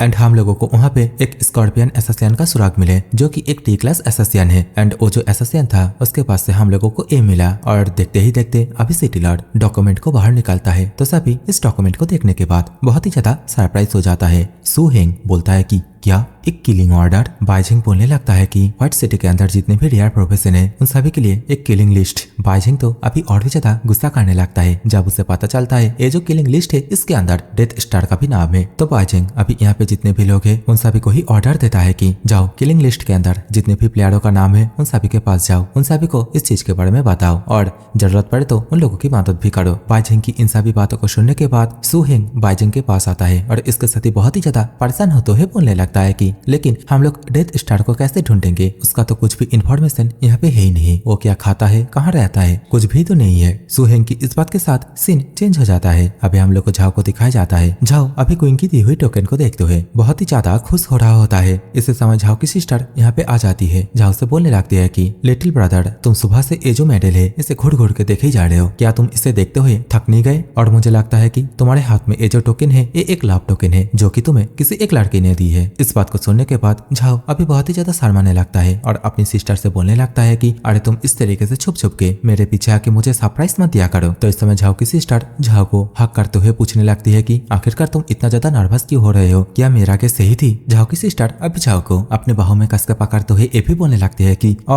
मेरा भाई अभी बड़ा हो गया है और तो प्यार करना भी सीख गया है और इन सभी चीजों के कारण अभी झाओ को बहुत ही ज्यादा प्रॉब्लम होने लगता है। झाओ की सिस्टर झाओ को छोड़ के अभी यहाँ से जाते हुए झाओ से बोलने लगती है कि ठीक है तुम्हारा ये जो मेडल है उससे पहले अपने प्रोफेशन को ट्रांसफर करने के लिए यूज करो और ट्रांसफर कंप्लीट होने के बाद नीचे आ जाना खाना खाने के लिए। झाओ की सिस्टर अभी झाओ को छोड़ के बाहर तो आ जाती है लेकिन अपने मन में ही सोचने लगती है कि झाओ तो ज्यादा समय पहले अवेकनिंग नहीं हुआ है तो क्या झाओ अपने प्रोफेशन को इतना भी जल्दी चेंज कर पाएगा। हाँ, ऐसा तो हो ही नहीं सकता, ये पूरी तरीके से नामुमकिन है और वैसे भी एक यंगर ब्रदर को हमेशा से उसकी ओल्डर सिस्टर की प्रोटेक्शन तो चाहिए ही होगा। सीन चेंज होके झाओ के कमरे के अंदर आता है। झाओ के पास नोटिफिकेशन आता है, क्या तुम रिवर्स मेडल को यूज करके दोबारा से रीअवेकनिंग होना चाहते हो, अपने प्रोफेशन को एक रिपर बनना चाहते हो। तो झाओ भी यस कर देता है। देखते ही देखते झाओ की बॉडी के आसपास रेड कलर की एनर्जी से बना हुआ एक गोला दिखाई जाता है जिसके अंदर बेसिकली झाओ होता है। देखते ही देखते कुछ देर बाद अभी झाओ के पास दोबारा से नोटिफिकेशन पॉपअप होती है जहाँ पे ये लिखा हुआ आता है कि congratulation to the player Death Star for successfully changing his profession to a grim reaper. और इसके साथ ही झाओ का पूरा स्टेटस विंडो भी दिखाई जाता है जो कि आप लोग स्क्रीन के ऊपर तो देख ही सकते हो। झाओ भी अपना जो स्टेटस विंडो है उसे देखने के बाद बहुत ही ज्यादा खुश होने लगता है। अपने मन में ही बोलने लगता है कि रीअवेकनिंग होने के बाद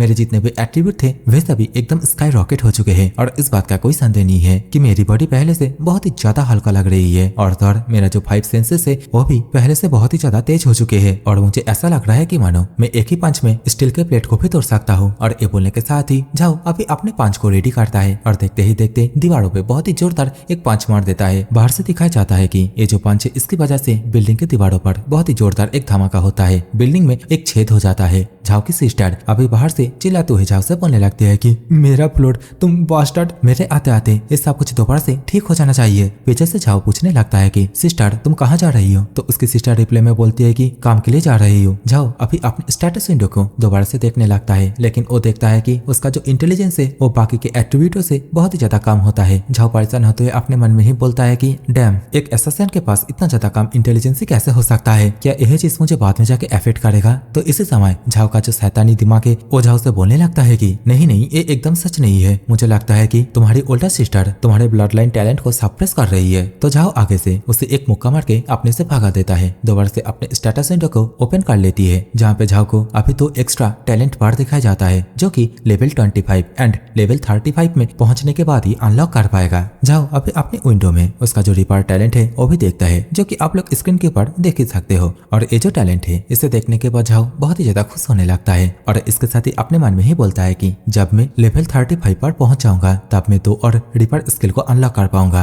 एंड उसके बाद मैं एक प्रॉपर ग्रिम रिपर बन जाऊंगा। झाओ अभी अपने शॉट को लेके जल्दी से यहाँ से जाने लगता है, बोलने लगता है कि मुझे जल्दी से मॉन्स्टरों को मार के लेवल अप करना होगा। झाओ अभी यहाँ से जा ही रहा था, इसी समय झाओ का जो बैड इंस्टिंक्ट है झाओ को ये याद दिलाता है कि तुम भूल गए क्या कि तुम्हारी सिस्टर ने तुम्हें ये बताई थी कि वो वापस आने से पहले तुम्हें इस दीवार को ठीक ठाक करना होगा, यहाँ पे जितनी भी गंदगी हुई है उन सभी को साफ करना होगा। इसके साथ ही अभी हम लोग को कुछ देर बाद का सीन दिखाया जाता है। झाओ सभी गंदगी को साफ करके उन सभी चीजों को डस्टबिन में फेंकने के लिए आ रहा होता है। इसी समय यहाँ पे एक लड़की की एंट्री होती है, झाओ को पुकारती है, हे हैंडसम, तुम झाओ हो ना, मेरा नाम याया है, मैं स्कॉर्पियन किल का एचआर हूँ और मैंने सुना है कि तुम एक एसेसिन प्रोफेशन को अवेकनिंग किए हो, तो इसी कारण ही मैं तुम्हें हमारे गिल्ड में ज्वाइन होने के लिए इन्वाइट कर रही हूँ। और इसके साथ ही झाओ को अभी तो डॉक्यूमेंट को भी दिखाने लगती है, बोलने लगती है कि इस बात से कोई भी फर्क नहीं पड़ता कि तुम एक न्यूबी हो, हम लोगों के पास मेंटर है जो कि तुम्हें 4th लेवल पर पहुंचने के लिए मदद करेगा। लेकिन इस लौंडी को ये नहीं पता कि हम लोग का झाओ ऑलरेडी 21 लेवल पर है। या अभी इन सभी बातों को बोलने के साथ ही अपना जो चार्मिंग इफेक्ट है उसे भी इस्तेमाल करने लगता है झाओ के ऊपर। लेकिन झाओ आगे से एक मॉन्क की तरह अपने हाथों को ऊपर की ओर करते हुए बोलने लगता है कि not interested, goodbye miss. या पूरी तरीके से हैरान हो जाती है, अपने मन में ही बोलने लगती है कि आखिरकार यहाँ पे चल क्या रहा है, मेरा चार्म इसके ऊपर काम क्यों नहीं कर रहा है। तो अभी झाओ को बिना किसी इंटरेस्ट दिखाते हुए सीधा यहाँ से जाते हुए देखने के बाद या पीछे से चिल्लाते हुए झाओ से पूछने लगती है कि तो क्या यही तुम्हारा फाइनल आंसर था? क्या तुम इसके बारे में थोड़ा सा भी सोचना नहीं चाहते हो? और अगर मैं इस मंथ का जो KPI है उसे फुलफिल नहीं कर पाया तो वे लोग मुझे पनिश करेंगे। और यहाँ पे KPI का मतलब कुछ ऐसा समझो जैसे एजेंट होते ना कि बैंक में इतने सारे अकाउंट खुलवाना है, ऐसे ऐसे उस तरीके का ही। लेकिन इस समय हम लोग को इया को दिखाई जाती है जो कि अपने हाथों में अभी किसी एक स्किल को एक्टिवेट कर ली होती है। देख के तो लग रहा है अभी पीछे से झाओ के ऊपर अटैक कर देगी। लेकिन अभी इया अपने आप को संभालते हुए अपने मन में ही बोलने लगती है कि अरे यार, ये तो डाउन गेम की दुनिया भी नहीं है और अगर मैं यहाँ पे कुछ भी करने की कोशिश करती हूँ तो मैं चारों ओर से घिर जाऊंगा, तो इसके साथ हिसाब किताब किसी और जगह पे ही करनी होगी। इया अभी इन सभी बातों को अपने मन में सोच ही रही थी। लेकिन इसी समय आगे से झाओ अभी इया से बोलने लगता है कि मुझे माफ करना, लेकिन अगर तुम मुझे किसी और जगह पे मारने की कोशिश करोगे तो मैं तब बहुत ही ज्यादा गुस्सा हो जाऊंगा। और मैं तुम्हें एक और बात बता देता हूँ, मैं मेरी बहन की हर एक बात सुनता हूँ और मैंने बहुत पहले ही मेरी बहन को ये वादा किया था कि मैं उसकी गिल्ड में ज्वाइन होऊंगा और उस गिल्ड में मेरी बहन एक वाइस प्रेसिडेंट है। तो इया अभी बोलने लगती है कि तुम्हारी बहन वाइस प्रेसिडेंट है ना कि प्रेसिडेंट, और तुम अपनी बहन को होल्ड बैक कर रही हो, तो क्या तुम्हें इसके बारे में थोड़ा सा भी परवाह नहीं होती? झाओ रिप्ले में बोलता है बिल्कुल भी नहीं, क्योंकि उस गिल्ड का जो प्रेसिडेंट है वो मेरी सिस्टर की ही सुनती है और प्रेसिडेंट मतलब वही लड़की जो कि हमेशा से झाओ के साथ लड़ाई करती है। झाओ की इन सभी बातों को सुनने के साथ अभी इया अभी अपने मन में ही बोलने लगती है कि एक इंटरेस्टिंग लिटिल ब्रदर, चलो मैं तुम्हें कुछ और दिनों तक जिंदा रहने देता हूँ। पहले मैं बाकी लोगों को मारूंगा और उसके बाद मैं तुम्हारे साथ खेलने के लिए आऊंगी। सीन दोबारा से चेंज हो जाता है। हम लोग को अभी एमरल्ड फॉरेस्ट का सीन दिखाया जाता है जहाँ पे 30 लेवल के मॉन्स्टर पाए जाते हैं और इसी फॉरेस्ट के अंदर हम लोग को झाओ को अपने शॉट के माध्यम से बहुत सारे उल्फ को गाजर मूली की तरह काटते हुए दिखाए जाते हैं। इसी जगह पे हम लोग को एक मॉन्स्टर टार्टल को भी दिखाया जाता है जिसके ऊपर कोई एक और प्लेयर अपने शॉट के माध्यम से अटैक करने के लिए आ रहे होते हैं। लेकिन इसी समय वो जो टार्टल था उसके ऊपर झाओ ने बहुत ही पावरफुल एक अटैक कर दिया होता है और झाओ के एक ही अटैक में जो टार्टल था वो भी मारा जाता है। लेकिन जो प्लेयर पहले इसे मारने के लिए आया था वो अभी चिल्लाते हुए और इसके साथ ही गाली देते हुए बोलने लगता है कि आखिरकार कौन है जो कि मेरे मॉन्स्टर किल को छुड़ाया। लेकिन वो अभी सामने की ओर देखता है जहाँ पे हम लोग को दिखाया जाता है कि झाओ ने यहाँ पे बहुत सारे मॉन्स्टरों को मार के एक ही जगह पे एकदम पहाड़ की तरह गैदर करके रखे होते हैं और यहाँ पे बाकी जितने भी प्लेयर थे वे सभी अभी इस चीज को देखने के बाद बोलने लगते हैं कि बाप रे, हम लोगों के पीछे जितने भी मॉन्स्टर थे उन सभी मॉन्स्टरों को ए प्लेयर ने अकेला ही मार दिया है। कोई पूछता है आखिरकार ए पर्सन कौन है, तो कोई ए बोलता है कि उस प्लेयर ने हम लोगों के मॉन्स्टरों की चोरी की है। लेकिन इसी समय झाओ अपना जो शर्ट था उसे दोबारा से अपने पास बुलाने लगता है जो कि इन सभी प्लेयरों के सिर के ऊपर से होता हुआ झाओ के पास जाने लगता है। बेचारा सभी के सभी प्लेयर बहुत ही ज्यादा घबरा जाते हैं। झाओ अभी शर्ट को पकड़ के और बहुत ही ज्यादा एटीट्यूड के साथ इन सभी के सामने खड़ा हो जाता है। झाओ अभी जैसे ही अपने स्टेटस विंडो को देखने लगता है तो वो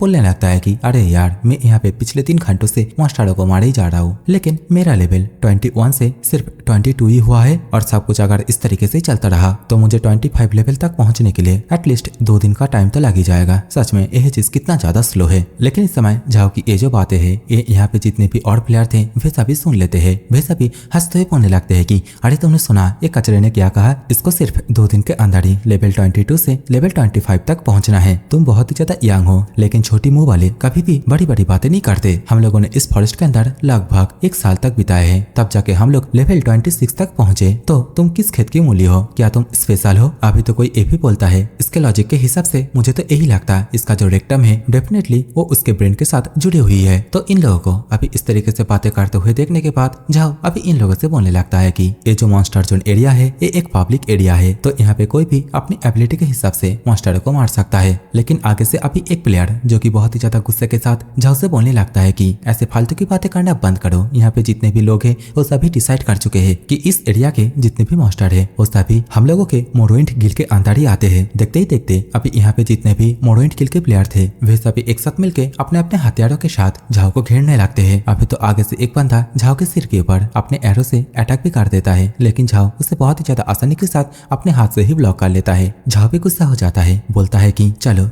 तुम सभी एक बार ट्राई करके देख सकते हो। देखते ही देखते सभी लोग झाओ के ऊपर एक साथ अपने अपने हथियारों को लेके कूद पड़ते हैं। झाओ भी बहुत ही ज्यादा गुस्से के साथ अपने शॉट के माध्यम से बस एक ही स्लैश मारता है और देखते ही देखते जितने भी लौंडे झाओ के ऊपर अटैक करने के लिए आए थे वे सभी ढेर हो जाते हैं। लेकिन इसी समय झाओ के पीछे हम लोगों को एक और प्लेयर को दिखाया जाता है जो कि अपने शॉट के माध्यम से झाओ के पीछे से एक स्नीक अटैक करने के लिए आ जाता है और देखते ही देखते झाओ के बैक साइड से उछल के झाओ के ऊपर अपने हाथ में जो वेपन है उसके माध्यम से अटैक करने के लिए कूद पड़ता है। तो उसे अब स्नेक अटैक करते हुए देखने के बाद झाओ बहुत ही ज्यादा गुस्सा हो जाता है। अपने शॉट के अंदर का जो क्रिस्टल है उससे कुछ माना रिफ्लेक्ट करता है और बोलता है कि तुम अपने मौत को बुला रहे हो। और ये बोलने के साथ ही उसके ऊपर बहुत ही ज्यादा पावरफुल एक अटैक कर देता है और इसी अटैक को ही पहले झाओ टर्टल के ऊपर किया था। बेचारा ये प्लेयर पूरी तरीके से जख्मी हो जाता है लेकिन मारा नहीं जाता। उसकी हालत भी अभी पूरी तरीके से खराब हो जाता है। झाओ की इस अटैक को खाने के बाद अभी वो प्लेयर अपने दोनों हाथों को ऊपर की ओर करते हुए झाओ से बोलने लगता है कि मेरा बाप मुझे माफ कर दे, हम लोग गलत थे, प्लीज तुम अपने मैजिकल पावर को वापस ले लो। तो आगे से झाओ अपने शॉट को दोबारा से अपने बैक साइड में रख लेता है। आगे जितने भी प्लेयर थे वे सभी झाओ के सामने गिर गिराते हुए बोलने लगते हैं कि मेरा बाप प्लीज मर्सी, हम लोगों के पास तो आंखें थी लेकिन फिर भी हम लोग अंधे थे और हम लोग दोबारा से ऐसी गलती करने की हिम्मत नहीं करेंगे और ये जो लैंड है ये आज से तुम्हारी हुई और हम लोग जल्दी ही इस जगह से निकल जाएंगे। झाओ इन लोगों को छोड़ तो देता है लेकिन इसके साथ ही पूछने लगता है कि क्या तुम लोग को कुछ ऐसी चीज के बारे में पता है जिससे कि मैं बहुत ही ज्यादा आसानी के साथ खुद के एक्सपीरियंस एंड लेवल को जल्दी जल्दी से अप कर सकूं। तो आगे से एक प्लेयर बोलता है कि यहाँ पे कुछ रूमर्स है जहाँ पे ये बताया जाता है कि इस फॉरेस्ट के गहराइयों में कुछ सीक्रेट रियलम है और हम लोगों के बॉस ने हम लोगों को इसी चीज को ही सर्च करने के लिए भेजे थे। तो झाओ अभी यहाँ से जाते हुए बोलने लगता है कि ठीक है लेकिन तुम लोग दोबारा से मुझे दिखाई मत देना। और ये बोलने के साथ ही झाओ अभी यहाँ से जाने लगता है। लेकिन झाओ के जाने के बाद ही जो प्लेयर झाओ को इन सभी इन्फॉर्मेशन को दिया था वो अभी हंसने लगता है और इसके साथ ही अपना जो एक्सप्रेशन है उसे चेंज करते हुए और बहुत ही ज्यादा गुस्से के साथ बोलने लगता है कि तुमने मुझे आज जो कुछ भी दिया मैं इसे तुम्हें दोबारा से जरूर लौटाऊंगा, चाहे तुम सीक्रेट रियलम को ढूंढ लो या नहीं, मैं अपने बॉस के साथ तुम्हें जरूर मार दूंगा। देखते ही देखते सीन चेंज हो जाता है। अभी हम लोग को झाओ को एक अलग ही जगह पे मतलब फॉरेस्ट के डेप्थ के अंदर दिखाया जाता है। झाओ अभी इस जगह पे आके बोलने लगता है कि अरे यार आखिरकार मैं इस जगह पे दोबारा से कैसे आ गया। झाओ को कुछ डाउट होता है। झाओ अपने शॉट को कस के पकड़ लेता है और इसके साथ ही अपने मन में ही सोचने लगता है कि क्या ये जगह कोई सीक्रेट रियलम है या फिर कोई भूतिया जगह है। इसे समझ झाओ की स्टेटस विंडो में दोबारा से नोटिफिकेशन पॉपअप होता है, कांग्रेचुलेशन तुमने एक रैंडम क्वेस्ट को टिकट किया है जिसका नाम है वेयरवुल्फ सीक्रेट रियलम। दोबारा से एक और नोटिफिकेशन दिखाया जाता है जहाँ पे झाओ को ये बताया जाता है कि ये जो सीक्रेट रियलम है इसका लेवल 30 से 40 है। 1 से 25 लोगों तक ही इस रियलम के अंदर इंटर कर सकते हैं। Danger level 4 star. देखते ही देखते अभी झाओ के सामने एक पोर्टल जैसा कुछ ओपन हो जाता है। झाओ को पोर्टल के अंदर बहुत सारे वेयरवुल्फ भी दिखाई देते हैं। झाओ अभी खुश होते हुए दौड़ के पोर्टल के अंदर जाता है एंड इसके साथ ही कुछ समय बाद झाओ पोर्टल से बाहर भी आ जाता है। सिस्टम टाइम दिखाया जाता है 15 मिनट 28 सेकेंड। रियलम को क्लियर करने की वजह से झाओ के पास दोबारा से स्टेटस विंडो पॉपअप होती है। बताया जाता है कि उसे रिवॉर्ड मिली है जिसको कि उसके बैकपैक के अंदर डायरेक्ट दे दिया गया है। तो सिस्टम झाओ को इस चीज को एक बार वेरीफाई करने के लिए बोलता है। तो अभी झाओ जैसे ही अपने बैकपैक को चेक करने के लिए ये सब आता है तो वो पूरी तरीके से हैरान हो जाता है। झाओ देखता है कि उसे लेवल 40 का 2 शॉट मिला है, इसके साथ ही लेवल 30 का एक नेकलेस और तो इसके साथ ही सीक्रेट रियलम टेलीपोर्टेशन बीट मिलता है जो कि वो सिर्फ वेयरवुल्फ सीक्रेट रियलम के लिए ही यूज कर सकता है। इन सभी आइटमों को देखने के बाद अभी झाओ एक पत्थर के ऊपर बैठ जाता है। अपने बैकपैक के अंदर दोबारा से झांकने लगता है। बोलने लगता है कि चलो मैं अपने बैकपैक के अंदर जितने भी सामान है उन सभी चीजों को देखने के बाद बैकपैक को थोड़ा खाली करने की कोशिश करता हूँ। तो झाओ अभी यहाँ पे जितने भी सामान है जो कि उसे जरूरत नहीं है उन सभी सामानों को अभी दोबारा से रीसेल कर देता है। देखते ही देखते झाओ लेवल 25 पे पहुंचने के बाद उसे जो एक और स्किल मिलने वाला था वो भी अनलॉक हो जाता है। इसके साथ ही झाओ को अभी बहुत सारे पैसे भी मिलते हैं। झाओ ने अभी जो स्किल अनलॉक किया होता है उसका नाम होता है डेथ क्रो और ये जो स्किल है इसके माध्यम से झाओ एक क्रो में कन्वर्ट होकर आसमान में उड़ सकता है और इसके साथ ही अटैक के तौर पे 72 फेदरों से स्ट्राइक करवा सकता है और जिस पर्सन को भी फेदर जाके लागेगा वो पर्सन 10 सेकंड के लिए इमोबलाइज्ड हो जाएगा, मतलब साफ साफ पैरालाइज हो जाएगा। झाओ डेथ क्रो ये वाली स्किल को देखने के बाद बहुत ही ज्यादा खुश हो जाता है। बोलने लगता है कि चलो मैं इसे अभी ट्राई करके एक बार देखता हूँ और ये बोलने के साथ ही झाओ अभी ये वाली स्किल को जैसे ही एक बार ट्राई करने वाला था इसी समय झाओ के पीछे कुछ पर्सन आ जाते हैं। तो बेसिकली हम लोग को दिखाया जाता है कि ये वही पर्सन होता है जिसको कि झाओ ने कुछ देर पहले बहुत ही बुरी तरीके से पीटा था और वो पर्सन अपने साथ उसके बॉस को भी लेके आया होता है और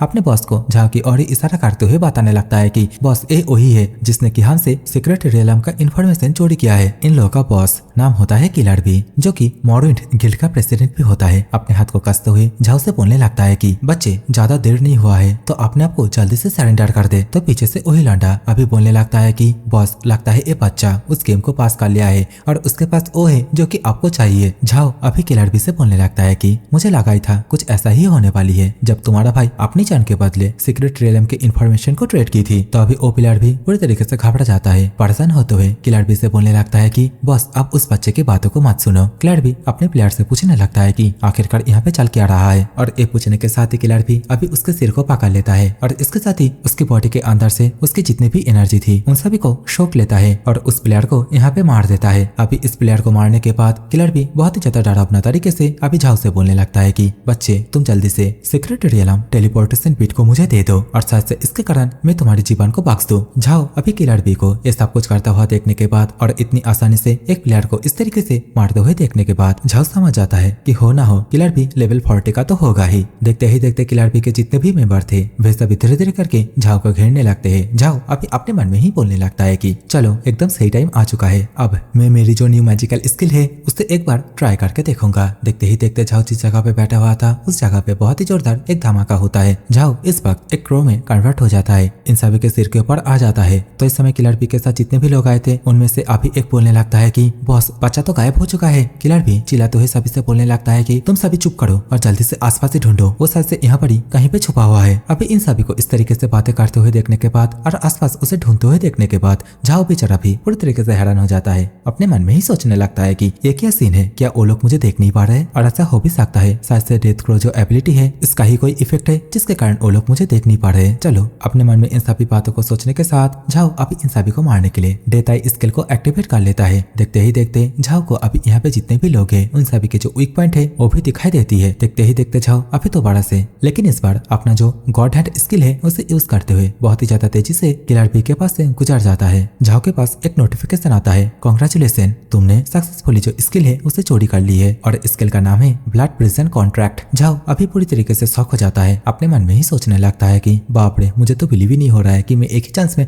उसके स्किल को चोरी कर लिया। लेकिन यहाँ पे उसकी ये जो कॉन्ट्रैक्ट है ये वाली स्किल थोड़ा सा अनक्लियर है। दूसरी ओर अभी हम लोग को किलर बी को भी दिखाया जाता है जो कि अभी अपने मन में ही परेशान होते हुए बोलने लगता है कि ये बहुत ही ज्यादा स्ट्रेंज है, मुझे अभी भी लगा कि मेरे पास से अभी कोई गुजरा है लेकिन मुझे कोई दिखाई क्यों नहीं दे रहा है। तो इस समय किलर बी अपने पास से ब्लड ऑरा एसेंस नाम की एक स्किल को एक्टिवेट कर लेता है। तो इसके कारण अभी किलर बी को ये पता चल जाता है कि आसमान की ओर जो क्रो उड़ रहा है वही झाओ है। किलर बी चिल्लाते हुए अपने सभी साथियों से बोलता है कि ऊपर वो जो क्रो है उसे मारो, लेकिन इस समय झाओ ऊपर से 72 फेदर स्ट्राइक वाली जो स्किल है उसे एक्टिवेट कर लेता है। बहुत सारे फेदरों से इन सभी के ऊपर अटैक कर देते हैं, सभी के सभी लोग अभी पैरालाइज हो जाते हैं। लेकिन किलर बी अपने आप को बचाने के लिए सामून ब्लड स्लिप्स नाम के किसी एक स्किल को एक्टिवेट कर लेता है, जिसके कारण अभी उसके सामने एक पर्सन आ जाता है, मतलब उसके ही टीममेट होंगे शायद, और किलर भी उसकी बॉडी को यूज करते हुए अपने आप को झाओ के फेदरों से बचा लेते हैं। और इसी मौके का फायदा उठा के झाओ अभी जल्दी से उसके ऊपर आता है और इसके साथ ही दोबारा से इंसानी रूप में आके अपने शॉट के माध्यम से उसके ऊपर बहुत ही ज्यादा पावरफुल एक अटैक कर देता है। लेकिन अभी हम लोग को दिखाया जाता है कि झाओ की ये जो अटैक है इसकी वजह से किलर बी के बहुत सारे साथी तो यहाँ पे मारा जाते हैं, लेकिन किलर बी अभी भी चिंता होता है। पीछे से किलर बी अभी झाओ से बोलने लगता है कि बच्चे मुझे नहीं लगा था कि तुम इतना ज्यादा स्ट्रांग होंगे, और मुझे तो ये भी दिखाई दे रहा है कि तुम्हारे पास एक अच्छा खासा शॉट भी है, तो मैं तुम्हें मारने के बाद तुम्हारे शॉट को यहाँ से लेके जाऊंगा और एक बढ़िया रकम में तुम्हारे शॉट को बेच दूंगा। ये बोलने के साथ ही अभी killer bee blood contract prison वाली स्किल को एक्टिवेट कर लेता है। देखते ही देखते अभी किलर बी के जितने भी सबऑर्डिनेट थे वे सभी अभी उसके कंट्रोल में आ जाते हैं, मतलब ज़ॉम्बियों की तरह बन जाते हैं। और जैसा कि झाओ ने इस स्किल को ही चुराया है तो झाओ को अभी समझ में आ जाता है कि ये जो स्किल है इसे किस तरीके से यूज किया जाता है। अभी किलर भी अपना भत्ती जैसा शकल बनाते हुए झाओ से बोलने लगता है कि मैंने